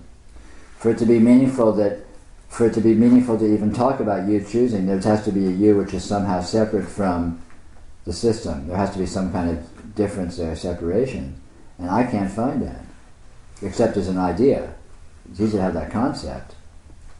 But when I look at the reality, I mean, it's easy to talk about what happens in the Bardo, 30,000 lifetimes ago, but that's an idea we have here now. Okay? So, when we want to look at what we can look at, we have to look here now. And when I look here now, I don't find anyone choosing. And when I do find anyone choosing, I don't find any choice being exercised in the anyone choosing. The one is choosing what it chooses because it's spontaneously its nature to do so, which is essentially embedded in and one with the whole system within which the choosing is taking place. So it doesn't seem to be meaningful to me to talk about that, except spinning off into concepts. Mm-hmm. And we can argue about that. We can say, well, yeah, maybe we're separate beings and we live in some seventh heaven, and we're somehow in another universe, and this whole universe is created as a virtual reality being projected from that universe, and we're sitting up there choosing whether or not we're going to come down here and. I mean, all of this fantasy, but this is a fantasy structure that we have here now in our imaginations. And so we can't investigate it meaningfully, except as a concept. And as soon as you do that, then any concepts, anything's possible. The aliens, we're being remote controlled by aliens. Cool. That's a viable hypothesis. We don't exist at all, and we're phase changes within a point. All this is like phase changes within a point. Okay, cool. I can hang there. There's all these hypotheses, all these ideas, but I can't find them existing at all except as ideas here now. And so then I see, okay, there are ideas here now. What else is here now? Is there anything here now that's not an idea? And, oh, lo and behold, there is. That's interesting. So then I sort of take a stock of what is here now, and that's as close as I can come to what's real, what's actual, what's not just, argument. The existence of this here now is not an argument. It's a fact. It's the only fact there is. To the extent that it is a fact. It may not be a fact. In some sense, this may not be at all. But if it is true that in some sense it isn't at all, then that's what it is. So it's still the only fact, even if it's a non-fact.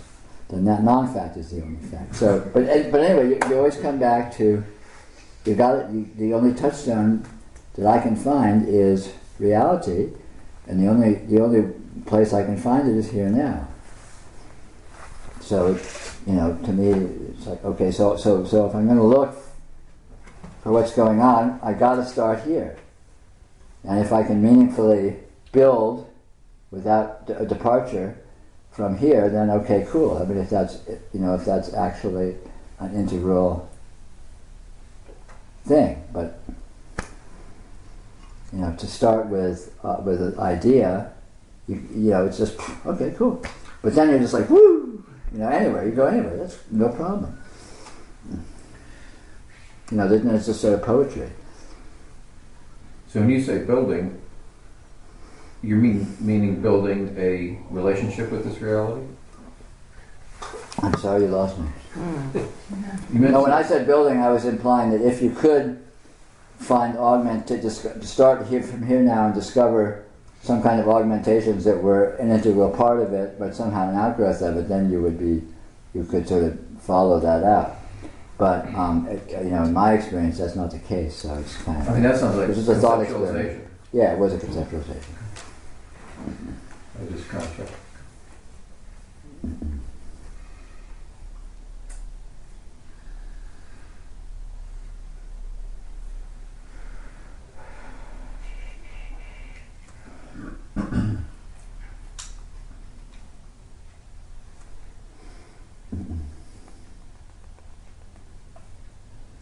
Peter, I'd like to go back to meaning.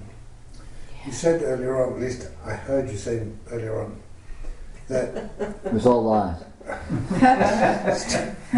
Oh, well, that's okay then.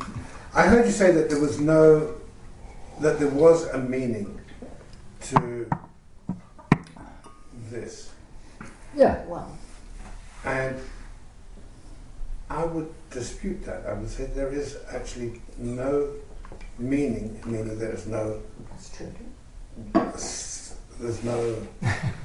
And this gets difficult to put into words, but there's no single meaning. Oh. Right. It is just this, and Right. any meaning you derive from that is. Oh yeah. is I'm not talking about deriving, but the fact that it's just this is meaningful. To whom? What do you mean by, what do you mean by It's just integrally, not to someone. Well, exactly. I mean, I don't Depends see what it you as. mean by meaning. Well, it's not important to describe it as being meaningful, but it's the mother of meaningfulness. I see that, but I see it as totally devoid of meaning. Okay, but if that's so, that's the meaning. Okay, That's what you I mean by accept that. That's fine. As soon as you say intelligence, you're implying some kind of meaning, No, is it not? no.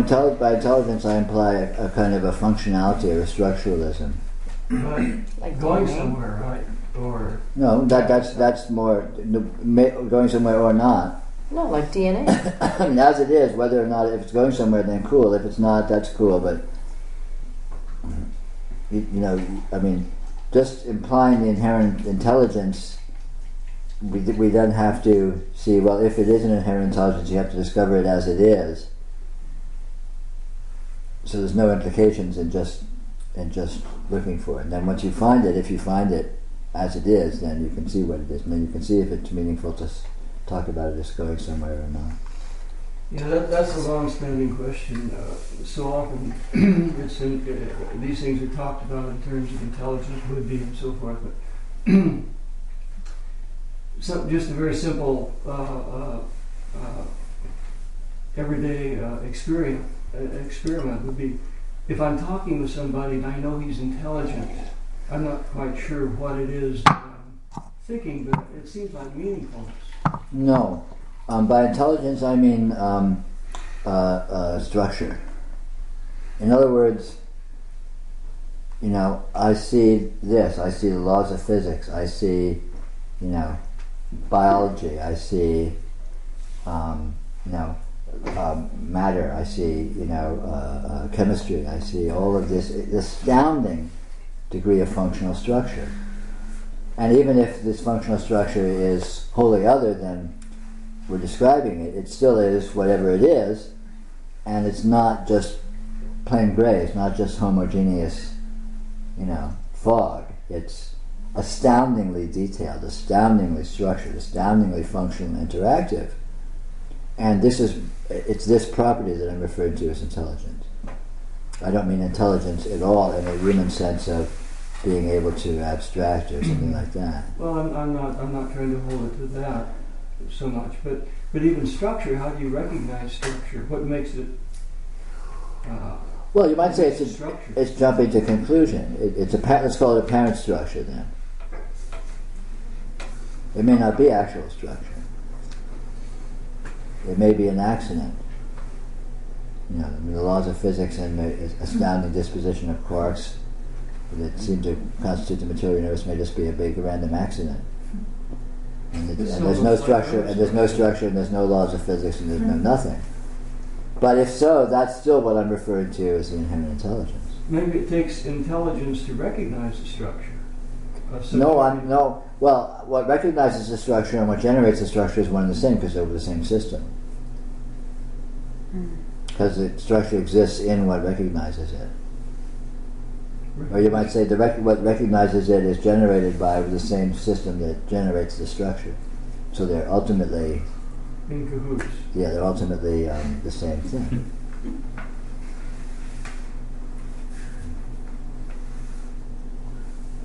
Recognition seems to say something to the subject of intelligence. Well, at mind, it says something to the nature of consciousness, certainly. And all of this is very subtle because it begs the question of what's going on here, which of course is the question. There is this, what we might call experiencing, and does it include meaningfully consciousness? Does it include meaningfully intelligence? Does it include meaningfully energy?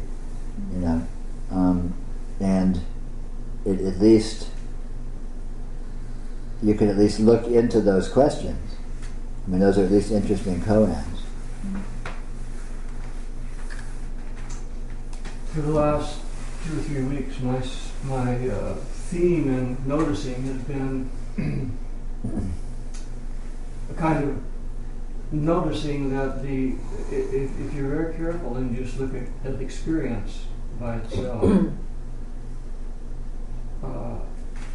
terms like inside and outside become meaningless. Right. And that includes things like subject and object and the whole gamut. Mm-hmm. There just simply isn't any inside or outside in pure noticing. Mm-hmm. And that's pretty explosive from the point of view of the ego, right. The person. Mm-hmm.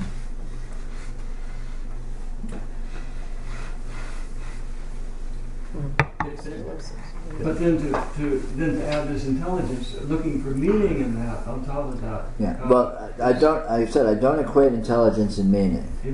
Okay. Yeah. At least not in any human sense. Okay, well, I'll just quietly explode then. I recommend it. Yeah, keep it down over there. Well, intelligence, you I think your meaning is like what you mean by that is referring to is the inherent construct of like the DNA. It has its own particular. Yeah, all inherent construct. Right. All structure. So that's the intelligence. Atoms, light, right. Solar systems, galaxies, right. Life forms. And even if it's all a dream, then the dreaming is still showing up apparently structured. So it's the same principle, whether it's explicit or implicit, material or immaterial or whatever. I mean, that's just more spin doctrine. But still, there is some degree of, let's say, hyper-functional patterning to the differentiation of experience. Yeah, maybe function is a better word than intelligence. It's not just random flashes. I mean, it is just random flashes, but the randomness has a very interesting meta-pattern to it, and that's what I'm talking about, the nature intelligence. has its nature. Would that be a good way to put it? Well, yeah, I mean, I'm not concerned with putting it different ways. I'm concerned with what it is. Right. It can't be put accurately anyway, so. Well, I think the word intelligence conjures up for most people what those that are referring to a deity would talk about. And I've always found the argument sort of a mute point. Creationism versus, it's like you talked about earlier. Yeah, tell the scientists to tell the Big Bang. Who cares what we call it? In a sense, it is God because it's ultimate. And that, and right. I get that. Right. But I'm not thinking about Charleston Heston throwing lightning bolts at people. Right. Whatever. But I think the word intelligence might conjure up overtones of that argument with people. Yeah, mine. I'm just trying to refer to this incredible structure, functional structurality of manifestation. And it doesn't matter how we refer to it. Intelligence is just one choice of label to try to put on that. It doesn't seem too far afield, because it's an aspect of things. The incredible functionality of apparent structure is an aspect of things, and it's very interesting. And it obviously is inherent, or it wouldn't be here. So, in other words, something is happening, and it's astoundingly detailed and astoundingly functional in its way, and that's really interesting to me. And that's an integral aspect of what this is. What this is doing that. The way look at biology, look at laws of physics, look at the way atoms work and all this. It's like woo! It's like it's dizzyingly functional. It's an astounding, working togetherness there, whatever, and that's obviously an aspect of this since it's here. So, That's why I call it inherent, and then I use the word intelligence just because it implies to me that word seems meaningful, but any old word could use, call it inherent structural functionality. Is that also what you mean by meaning? Well, it's again these things aren't absolutes. They're ways of purpose. Like an inherent purpose, and that's its meaning. You could say that, yeah. But again, you have to go. Yeah, they're just words. They're questions to ask to penetrate to find what's there. They aren't statements of fact. Facts can't be stated clearly. Facts can't be stated accurately. And yet, artfully, we can state facts which are true enough that it's valuable to look through them to find what they are referring to, which of course is right here.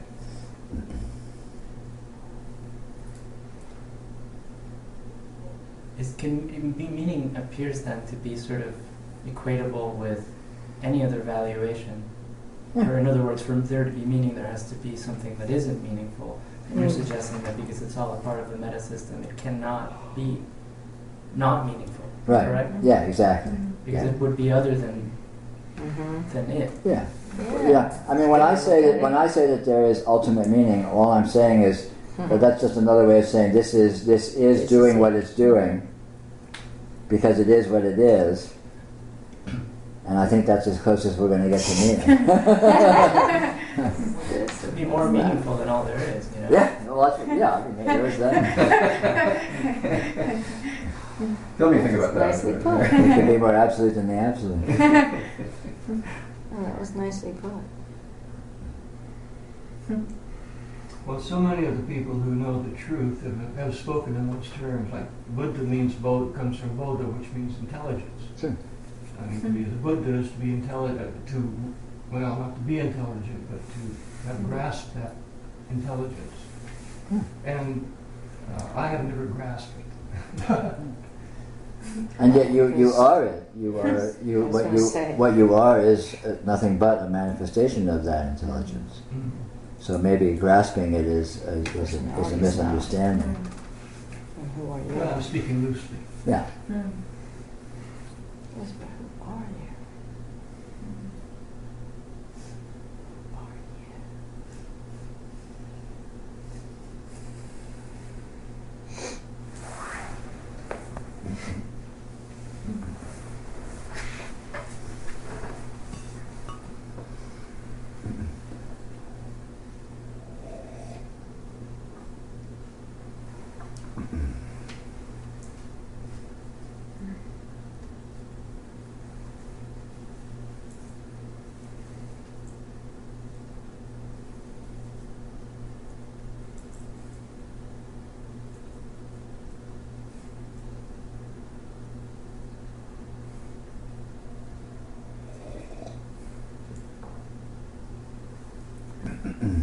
Peter, when you talk about noticing, who is it that's doing the noticing? Who isn't a meaningful way to look at it. What's doing the noticing is the same thing as experiencing your experience. So, for me to practice being or seeing reality, I am noticing. Yes. So,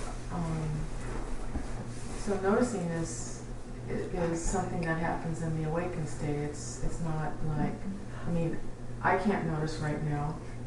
Noticing is the awakened state, which is just another word for the truth of what experience is. Yeah.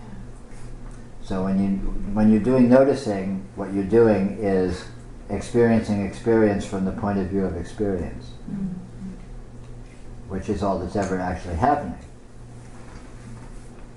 And when you're not noticing, you actually are noticing, but you're not noticing that you're noticing because the thought, the belief system that you're doing something else is also present and is being identified with.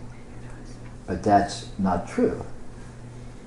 Because your interpretation of, oh, I'm not noticing, I'm just sitting here being caught up in things and being pissed off about something or whatever, right, is an untrue narration of the true event, which is the experiencing of your flow of experience, which is what noticing is. But it's doing that too. It's doing that. Of course, it's doing the whole thing. There's nothing else to do, and there's no one else doing anything. There's nothing else doing anything. So it does confusion, and it eventually does noticing, and it eventually comes to realization.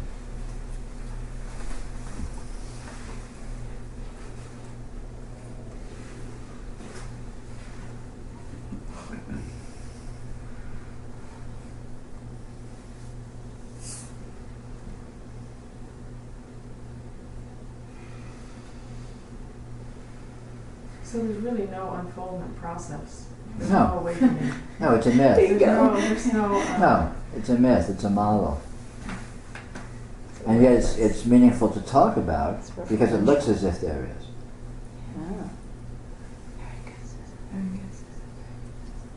And that's reality disguising itself. Yeah. When experience is experiencing, because of course that's all experience does. Experience experiences, you might say, but isn't aware that it's experiencing. That's called ignorance or confusion, delusion, bondage, ego, all these other terms, right? But when experience experiences that experience is experiencing, that's called realization. And experience is always experiencing, so it's not a matter of a different condition happening, or a different state happening, or a different event happening. It's just a matter of that event seeing nakedly what it actually is in real time, rather than being what it is, which it always is, of course, but not seeing what it is, thinking it's something else, because it has a property of being able to fantasize and being able to identify with its misinterpretations. So when it stops misinterpreting, then it can clearly see what it is, and that's called realization. But it's not a new event, it's the same event that's always been happening, but it sees itself on a one-to-one basis. Well, who is it that's doing the misinterpreting? No who, experience itself, that which experiences does the misinterpreting. What I call the inherent intelligence. The functional aspect of this.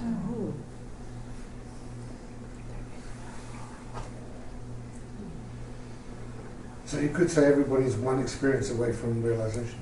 Yeah. Yeah. Or not.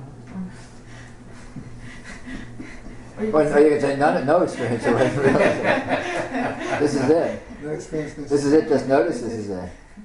I mean, noticing is a very appropriate word, because you're noticing what is the case. Recognition or something, right? As opposed to not noticing it. It still is the case, you're just not noticing it. Yeah, It's just easy to tell some. You were describing some really awful person. Sorry for the judgment, but somebody who beats up homosexuals is this like. You tell a person like that that they are the universe, and then they go about beating up homosexuals with the reinforcement of that activity that they are the universe, and then there's this unpleasant, albeit arbitrarily. It's a moralistic call, like, oh, this is wrong and this is right. I realize that, but we have this sort of thing happening in the world now, which people could very easily not misunderstand that, can't they? I mean, you tell them that they're the loss of the universe. And people can misunderstand anything. Well, that's what you tell them Christianity. Yeah, I mean, tell them whatever they were already told, that they put them in the position of being the horrible person they're being, and they're misunderstanding that. So anything is susceptible to misunderstanding, and that misunderstanding can be the basis of all sorts of pain and suffering, including the attempt to tell helpful and clarifying truth. But that's not an argument against trying to tell helpful and clarifying truth, in my opinion. Yeah. But personally, I think this brings the conversation to a place where most people would want to get clarification, because it's one thing to have an experience like this, being here with you guys, and in my view, to reinforce as a general feeling, but then there really are these realities in life which are so difficult, challenging, painful, etc. Yeah. They're very, very, very challenging to reconcile into this wholeness, this context that we're. Well, there's no reconciliation necessary because the context is what's doing it. I mean, reality is doing all this. The horror of the human situation for most people, reality is doing it. Yes. Reality has made humans. Reality has made humans to have the properties they have, and the exercise of those properties leads to the chaos and the horrendous social situation we arguably are immersed in. And yet, what this system is astounding in its very nature, and it's discoverable that it's astounding, and the discovery of how astounding it is profoundly liberating and profoundly nourishing and vitalizing. And yet, paradoxically, the same system generates all pain and suffering. So, strange state of affairs, but that's the hand you're dealt. I guess you gotta play it as best you can.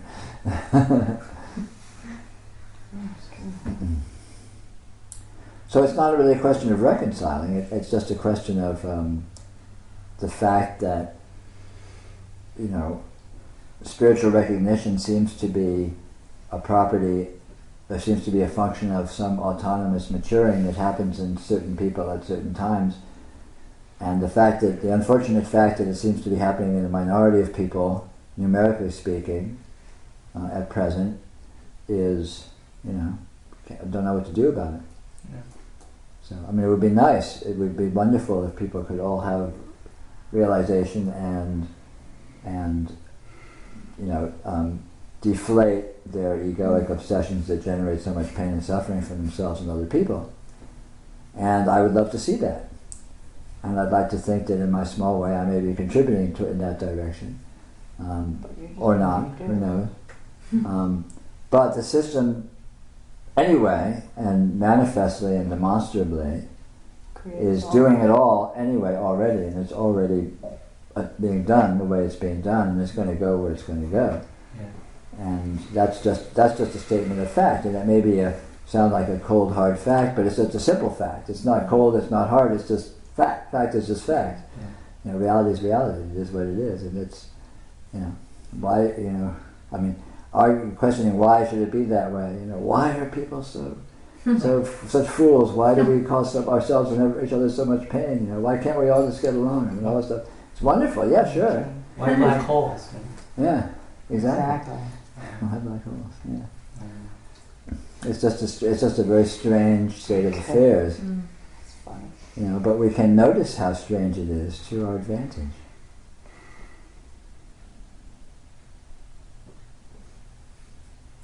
But even the example he was just giving about somebody who goes around beating up homosexuals, that person is inclined to do that. They're going to pick on anything, whether it's Christianity or some other theory or idea they have, to explain the reason they need to do this. And when they stop doing it, they will stop doing it. And then there'll be some other reason why they had to stop doing it. Mm-hmm. Sure.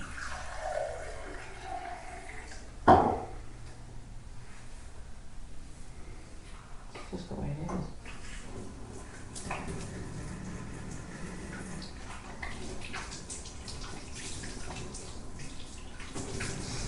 The other thing I've been noticing in the last 2 or 3 weeks, we're trying to think about in an intelligent way, is granted there's no subject and object. I can't find either one. I just find experience. Mm-hmm. But in my experience, I have some kind of a great advantage in the sense that I have a sage who's walked through. Someone who knows the truth. That's in my experience. I didn't have that before. I have it now. And I'm trying to think how that impacts on me. And I mean, there's a whole lot of questions about that arise if you think about it.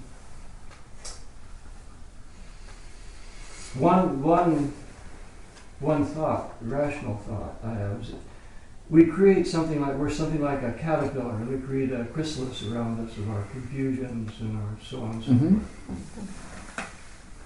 And the way I'm looking at I'm looking at the sage as though it were a hole in that. I can see through the confusions at that point. It reflects reality through my chrysalis. The rest of it is all this, and here's a hole in the wall, which I can see reality out there. Mm-hmm. Yeah. Well, you know, a sage or a guru is not a person, it's not an individual, and that's not a social role. It's the principle of revelation. And when the principle of revelation shows up in your karma, then that is the presence of the guru. That's the presence of of the sage. And it's not a person, it's an occasion. And the occasion is all about you. When that principle of revelation shows up in your reality, then that's just a statement of fact.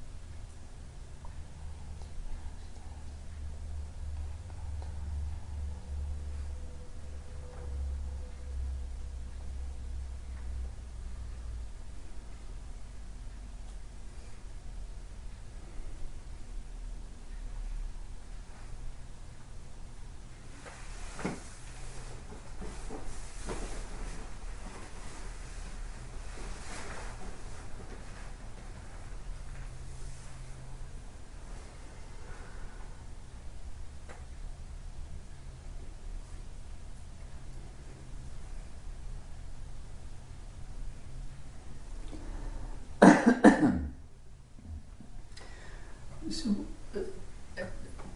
as a being done, you know, I realized we touched upon this when we met. You talk about the ever deepening unfoldment of reality. That there isn't really some sort of finality where suddenly, because that wouldn't be great, you know. So there's a beautiful deepening of reality, and day to day. Can you talk a little bit about the difference on a mundane level? I guess this is just out of curiosity. What is it like is there any fear that arises associated with a bill or something like that? Like, do you ever go like, wow, am I going to pay that bill? No, my psychological mechanisms are the same as they always were.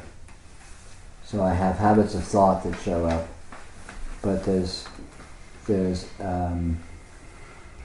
a certainty of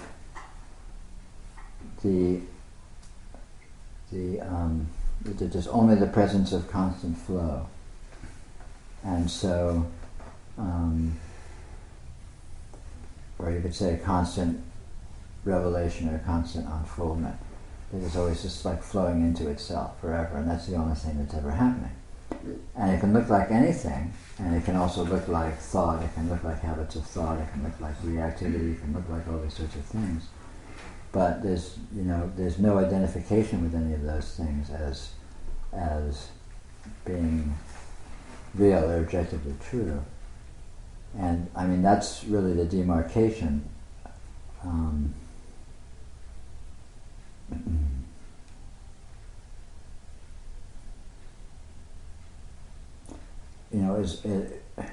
Realization consists of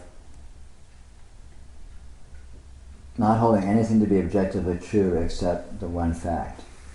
This one fact of this, whatever, maybe we don't have words for it accurately, but let's call it this infinite flow.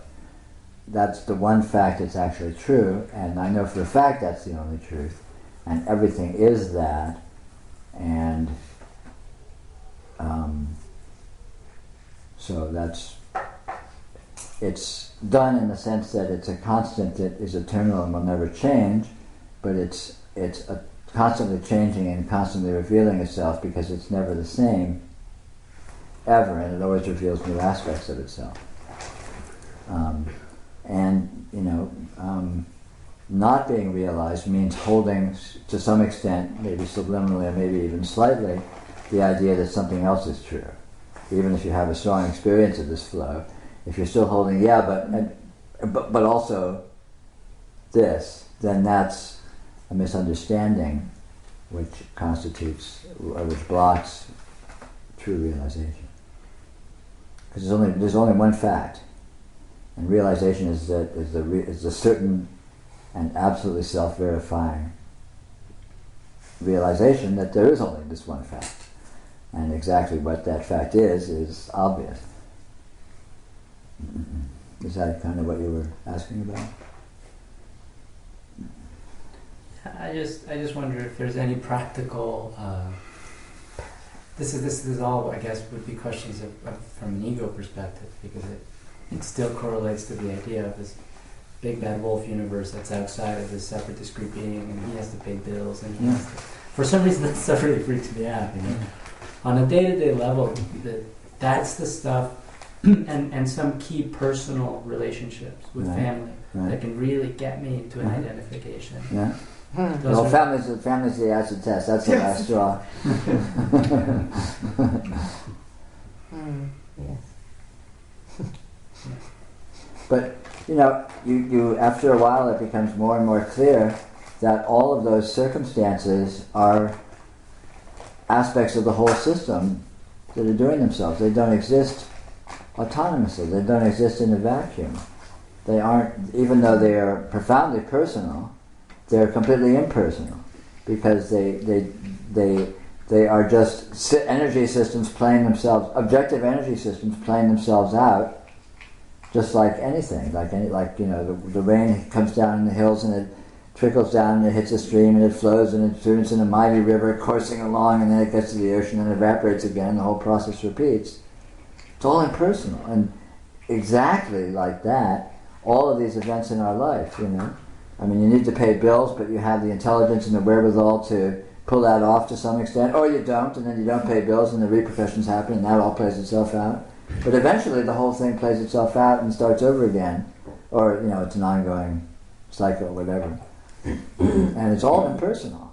It's all happening, but the facilities needed to cope with it are either present or they aren't, and if they're present, then it's coped with, and if they aren't, then it's not coped with, and the shit hits the fan, and that leads to something. But it all does itself anyway. Yeah. I mean, it seems very personal, but if you look closely, you'll see that it's actually all completely impersonal, because it's all just the residues of systems playing themselves out that started impersonally. Even if they seem to be personal now, they seem to be in your life and they seem to matter to you. And it's all one moment at a time, so it's all copable. Yeah. At one moment at a time. Yeah. Well, there's astounding intelligence, there's astounding functionality, that's on call. We can do these incredible things. We can drive cars in traffic with a bunch of idiots, and generally avoid getting in accidents. How does this happen? It's true. It's inconceivable intelligence. We can do all these things. We can find jobs. We can find relationships. We can explore complicated issues. All these things we can do. So there's amazing functionality on that. And it shows up and it does its dance and does what it does, which leads to wherever it leads to. Success or failure, or usually some shade of gray muddling through. And the whole thing just keeps going on, spinning itself off.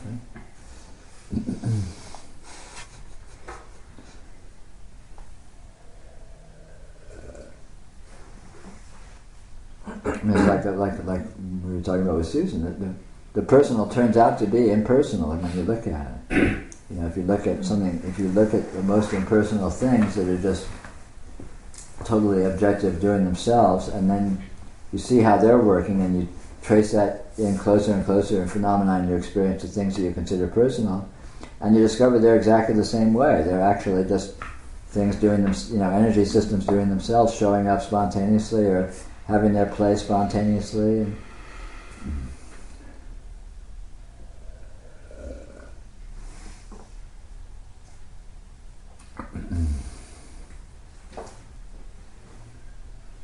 it's interesting that some of the energy systems that I experience feel different, and some feel okay, some feel not okay, and I wonder if I'm contributing to that.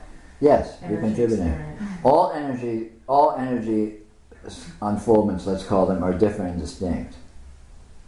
You know, there's nothing but difference. There's ongoing uniqueness. You know, one unique occurrence after another. But they're all different, and they all have flavors, but there's no good and bad. It's all just different. It's all just different flavors of weird. You might say. You know? And what you're supplying is the judgment, good and bad. Somewhere you've drawn a line, and you say anything happens on this side of the line is good, and anything happens on this side of the line is bad. And all you need to do is just erase that line, and there'll be all different flavors of weird, but you won't be able to, you know, what's good, what's bad. It's just everything has its pluses and minuses. Things that you consider bad have aspects of them that are good. Things that you consider good have aspects of them that are bad. That's the nature of energy systems. Well, what I have, the conclusion that I have come to, if there is any kind of conclusion, is that I don't take responsibility for any of the energy events that are spewing out. That's great. That's huge. Yeah. I mean, that's going a big way towards finding the impersonality of personality. But still, I haven't drawn the line between what feels good. Well, we can look at that, and again, you can look at that the same kind of way.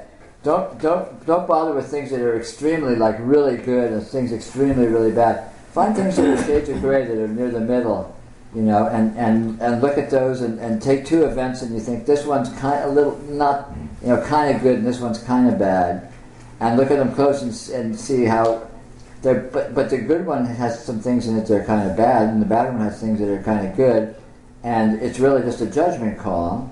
They're basically just a hodgepodge of energies that are neither good nor bad. They're just whatever they happen to be, and even whatever that is constantly morphing and evolving and changing to something else. So whatever it is in the moment, it's already something else in the next moment, and spinning off in some weird direction you don't know where it's going to go, right? So you can't. So having a simplistic judgment about something being good or bad, you know, in the case of two things that aren't too extremely one or the other, is pretty easy. And again, then you kind of so then your good and bad line gets kind of wide and fuzzy, right? And then, you know, okay, so here's the good bad line. Now we have the next thing next to it that's good, and the next thing next to it is bad. Look at those, and then you find the same thing, where the good isn't really all that good, and the bad isn't really all that bad, and they're just both kind of weird, unique energy systems that are out of control and undefinable anyway. And all of a sudden you got more shades of gray, so your line gets wider and fuzzier. And pretty soon you don't have a line at all, you just have a field of weird energy events, which is all you ever have actually. Yeah. Well, the other thing is it's really hard being out in the world with all of these pathetic human beings that... It's rough.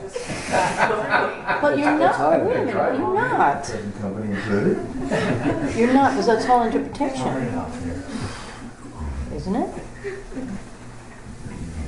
Pizza. I mean, I'm just at that stage right now. I'm sure I'll transcend that. Yes, because again, you know, all energy systems are basically doing themselves, and they're going where they're going, and there's no basis for judging it one way or the other. It's just what it is. You know, but I mean, moons are moons, stars are stars, planets are planets, comets are comets. you know, if you look at a comet and think it ought to be a sun or think it ought to be a planet and come down on it for not being it, it's just, you know, it's a mistake. If you look at a person that's functioning on an immature level because they're in ignorance and they're confused and they're you know, badly programmed and they're believing they're brainwashing, then that's the level that they're functioning on. That's the energy system that they happen to be. It's like getting mad at a toddler for being a toddler, saying, "Why aren't you a grown-up? Why are you shitting in your pants?" You know, it's a joke. They are what they are, and it's silly to expect them to be anything else. And likewise, people that are on a level of immature social functioning or immature psychological functioning, it's silly to expect them to be anything else, because they're just like they're undeveloped. They're like at a toddler stage of psychological development or spiritual unfoldment, I might say. And that's just the fact. That's just what they are. So you make allowances. You know, toddlers running around the room and going with an airplane. You know, you don't like come down on them and whack them and say, "Go away, sit in the corner and stop moving and be good and read Dostoevsky."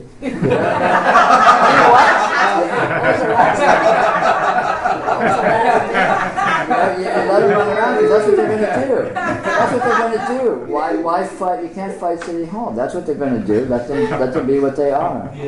And likewise with the idiots that are running around, you know, the pathetic humans that you have to put up with, just try and stay out of their way. You know, if you see them going that way, just sort of duck over this way. You know, they won't be particularly interested in you in most cases anyway, so you're cool. Just sort of keep a low profile. Yeah, that's what he does. My advice. Anyway, it's about quitting time, so.